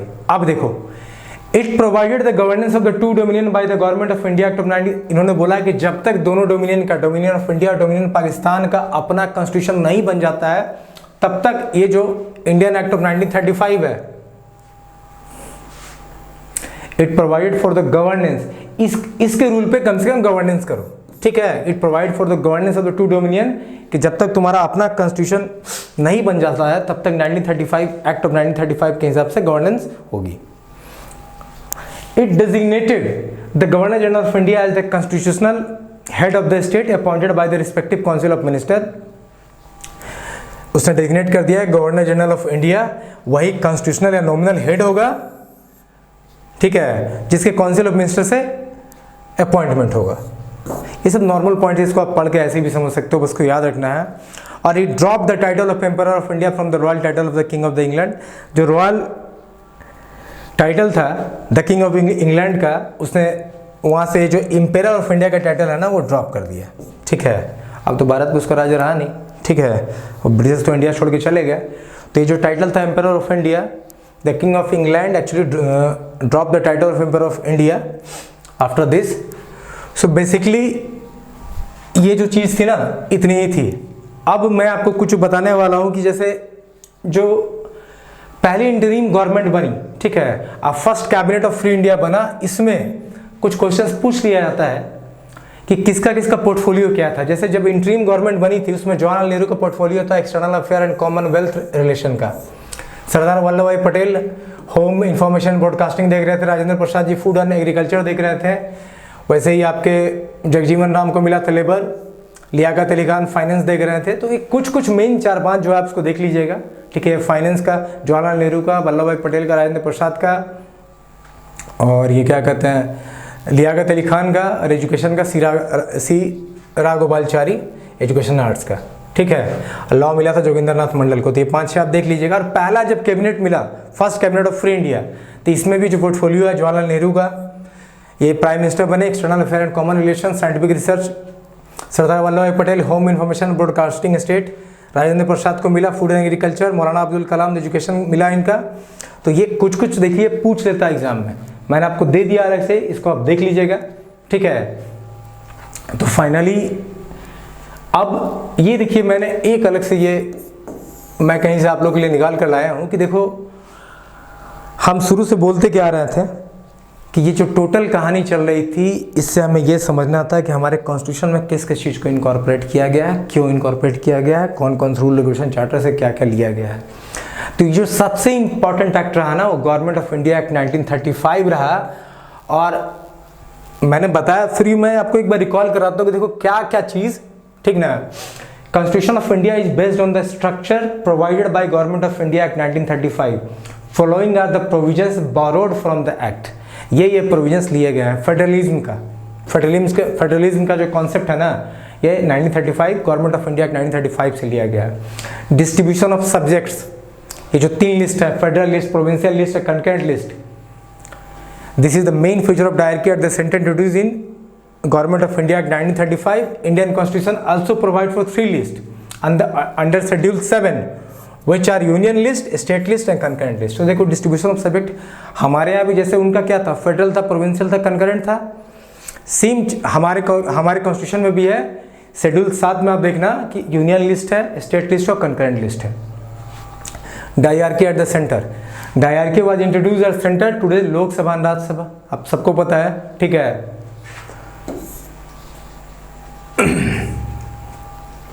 All India Court, for the first time an All India Court called Federal Court of India was set up. Once Indian Constitution came into in force, it was substituted by Supreme Court. यही Federal Court जो था Supreme Court बना। Emergency powers, देखिए कुछ emergency power जैसे थे, इसे degree of autonomy was given to provinces but British authority retained the right to suspend. देखो मैंने क्या कहा था कि कुछ पावर्स जो थे प्रोविंसेस को कुछ ऑटोनॉमी तो दी गई थी, लेकिन कुछ पावर सेंटर रिटेन करके रखता था। वैसे ही ये जो इमरजेंसी पावर्स है ना, हमारे आर्टिकल 356 में तुम देखना, इंडियन कॉन्स्टिट्यूशन के आर्टिकल 356 में which gives the power to impose president rule in a state, ठीक है, in case of failure of the constitutional machinery to the centre, कि इमरजेंसी में प्रेसिडेंट रूल को लगाया जा सकता है। तो ये कुछ जो है ना आपके इमरजेंसी पावर्स है, तो ये भी कॉन्सेप्ट 1935 से ड्रैग हुआ है। वैसे ही पब्लिक सर्विस कमीशन का भी कॉन्सेप्ट ड्रैग हुआ। तो ये कुछ पॉइंट्स से मैं आपको बताना चाहता कि federalism, distribution of subjects, courts, dyarchy, emergency powers और ये आपका पब्लिक सर्विस कमीशन, ये सब जो है गवर्नमेंट ऑफ इंडिया एक्ट 1935 से कॉन्स्टिट्यूशन में बोरो किया गया है। यही हमारा मेन मुद्दा यही था कि हम जो ये सब चीज़ें पढ़ रहे थे ये समझने के लिए कि देखो हमारे कॉन्स्टिट्यूशन में क्या क्या प्रोविजंस लिए गए हैं। इसी के लिए हम पूरा का पूरा ईस्ट इंडिया कंपनी का आना से लेकर भारत का आज़ाद होने तक हमने पूरा एक बार ब्रीफ में देखने की कोशिश की, समझने की कोशिश की। सर आई होप कि मैं आप लोगों को चीज़ों को समझा पाया होऊंगा। मैंने अपनी तरफ से पूरी कोशिश की है। और अब हमारा जो नेक्स्ट लेक्चर आएगा वो लेक्चर आएगा जो नेक्स्ट चैप्टर होगा इंडियन पॉलिटी एंड कॉन्स्टिट्यूशन का। सो जो लोग ने मेरे पहले वीडियो को नहीं देखा वो देख सकते हैं, और जो भी लोग इनका नोट्स चाहते हैं वो हमारे टेलीग्राम चैनल को ज्वाइन करें, ठीक है। उसका डिस्क्रिप्शन लिंक मैंने दे रखा है। और मैं चाहता हूँ कि यार इतना जानना है कि आप लोगों को मैं बता रहा हूँ, आप इसे शेयर करें थोड़ा लोगों को, जो कम से कम उन नीडी एस्पिरेंट्स को जिनको इसकी ज़रूरत है। देखो नॉलेज बांटने से ही बढ़ता है। मैं तो अपनी तरफ से मेहनत कर ही रहा हूँ, लेकिन मैं चाहता हूँ कि मैं ये जो पढ़ा रहा हूँ ताकि बहुत लोगों तक पहुँचे, कम से कम जिसका भला हो सकता है उसका तो हो, ठीक है। सो स्टे सेफ, आप अच्छे से पढ़ाई करो, ठीक है। और जिसको भी इनका नोट्स चाहिए टेलीग्राम चैनल पे आप ज्वाइन करो, आपको नोट्स मिल जाएगा। आप शेयर करो, हमारे चैनल से जुड़ो, ठीक है, ताकि हम आपको इसी तरह कंटेंट्स और प्रोवाइड करते रहें। और हम नेक्स्ट लेक्चर में लक्ष्मीकांत का जो नया चैप्टर है वो लेके आने वाले हैं। तब तक आप लोग मन लगा के पढ़ाई करो। देखो पढ़ना आप ही को है, मेरा जो काम था समझाने का मैंने कर दिया, ठीक है। सो जान लगा दो, ठीक है। Polity and constitution very important topic है, इससे बहुत क्वेश्चंस आपको मिलने वाले हैं और मैं आपको एक एक करके पढ़ाता चलूँगा। आप एम लक्ष्मीकांत की बुक हो तो खरीद लो, ज़्यादा बेहतर है, ठीक है, क्योंकि मेरे बताने के बाद आपको एक बार अगर आप उसको रीड भी कर जाओगे ना तो आपको बहुत सारी चीज़ें समझ में आ जाएंगी, ठीक है। So till then bye, stay safe.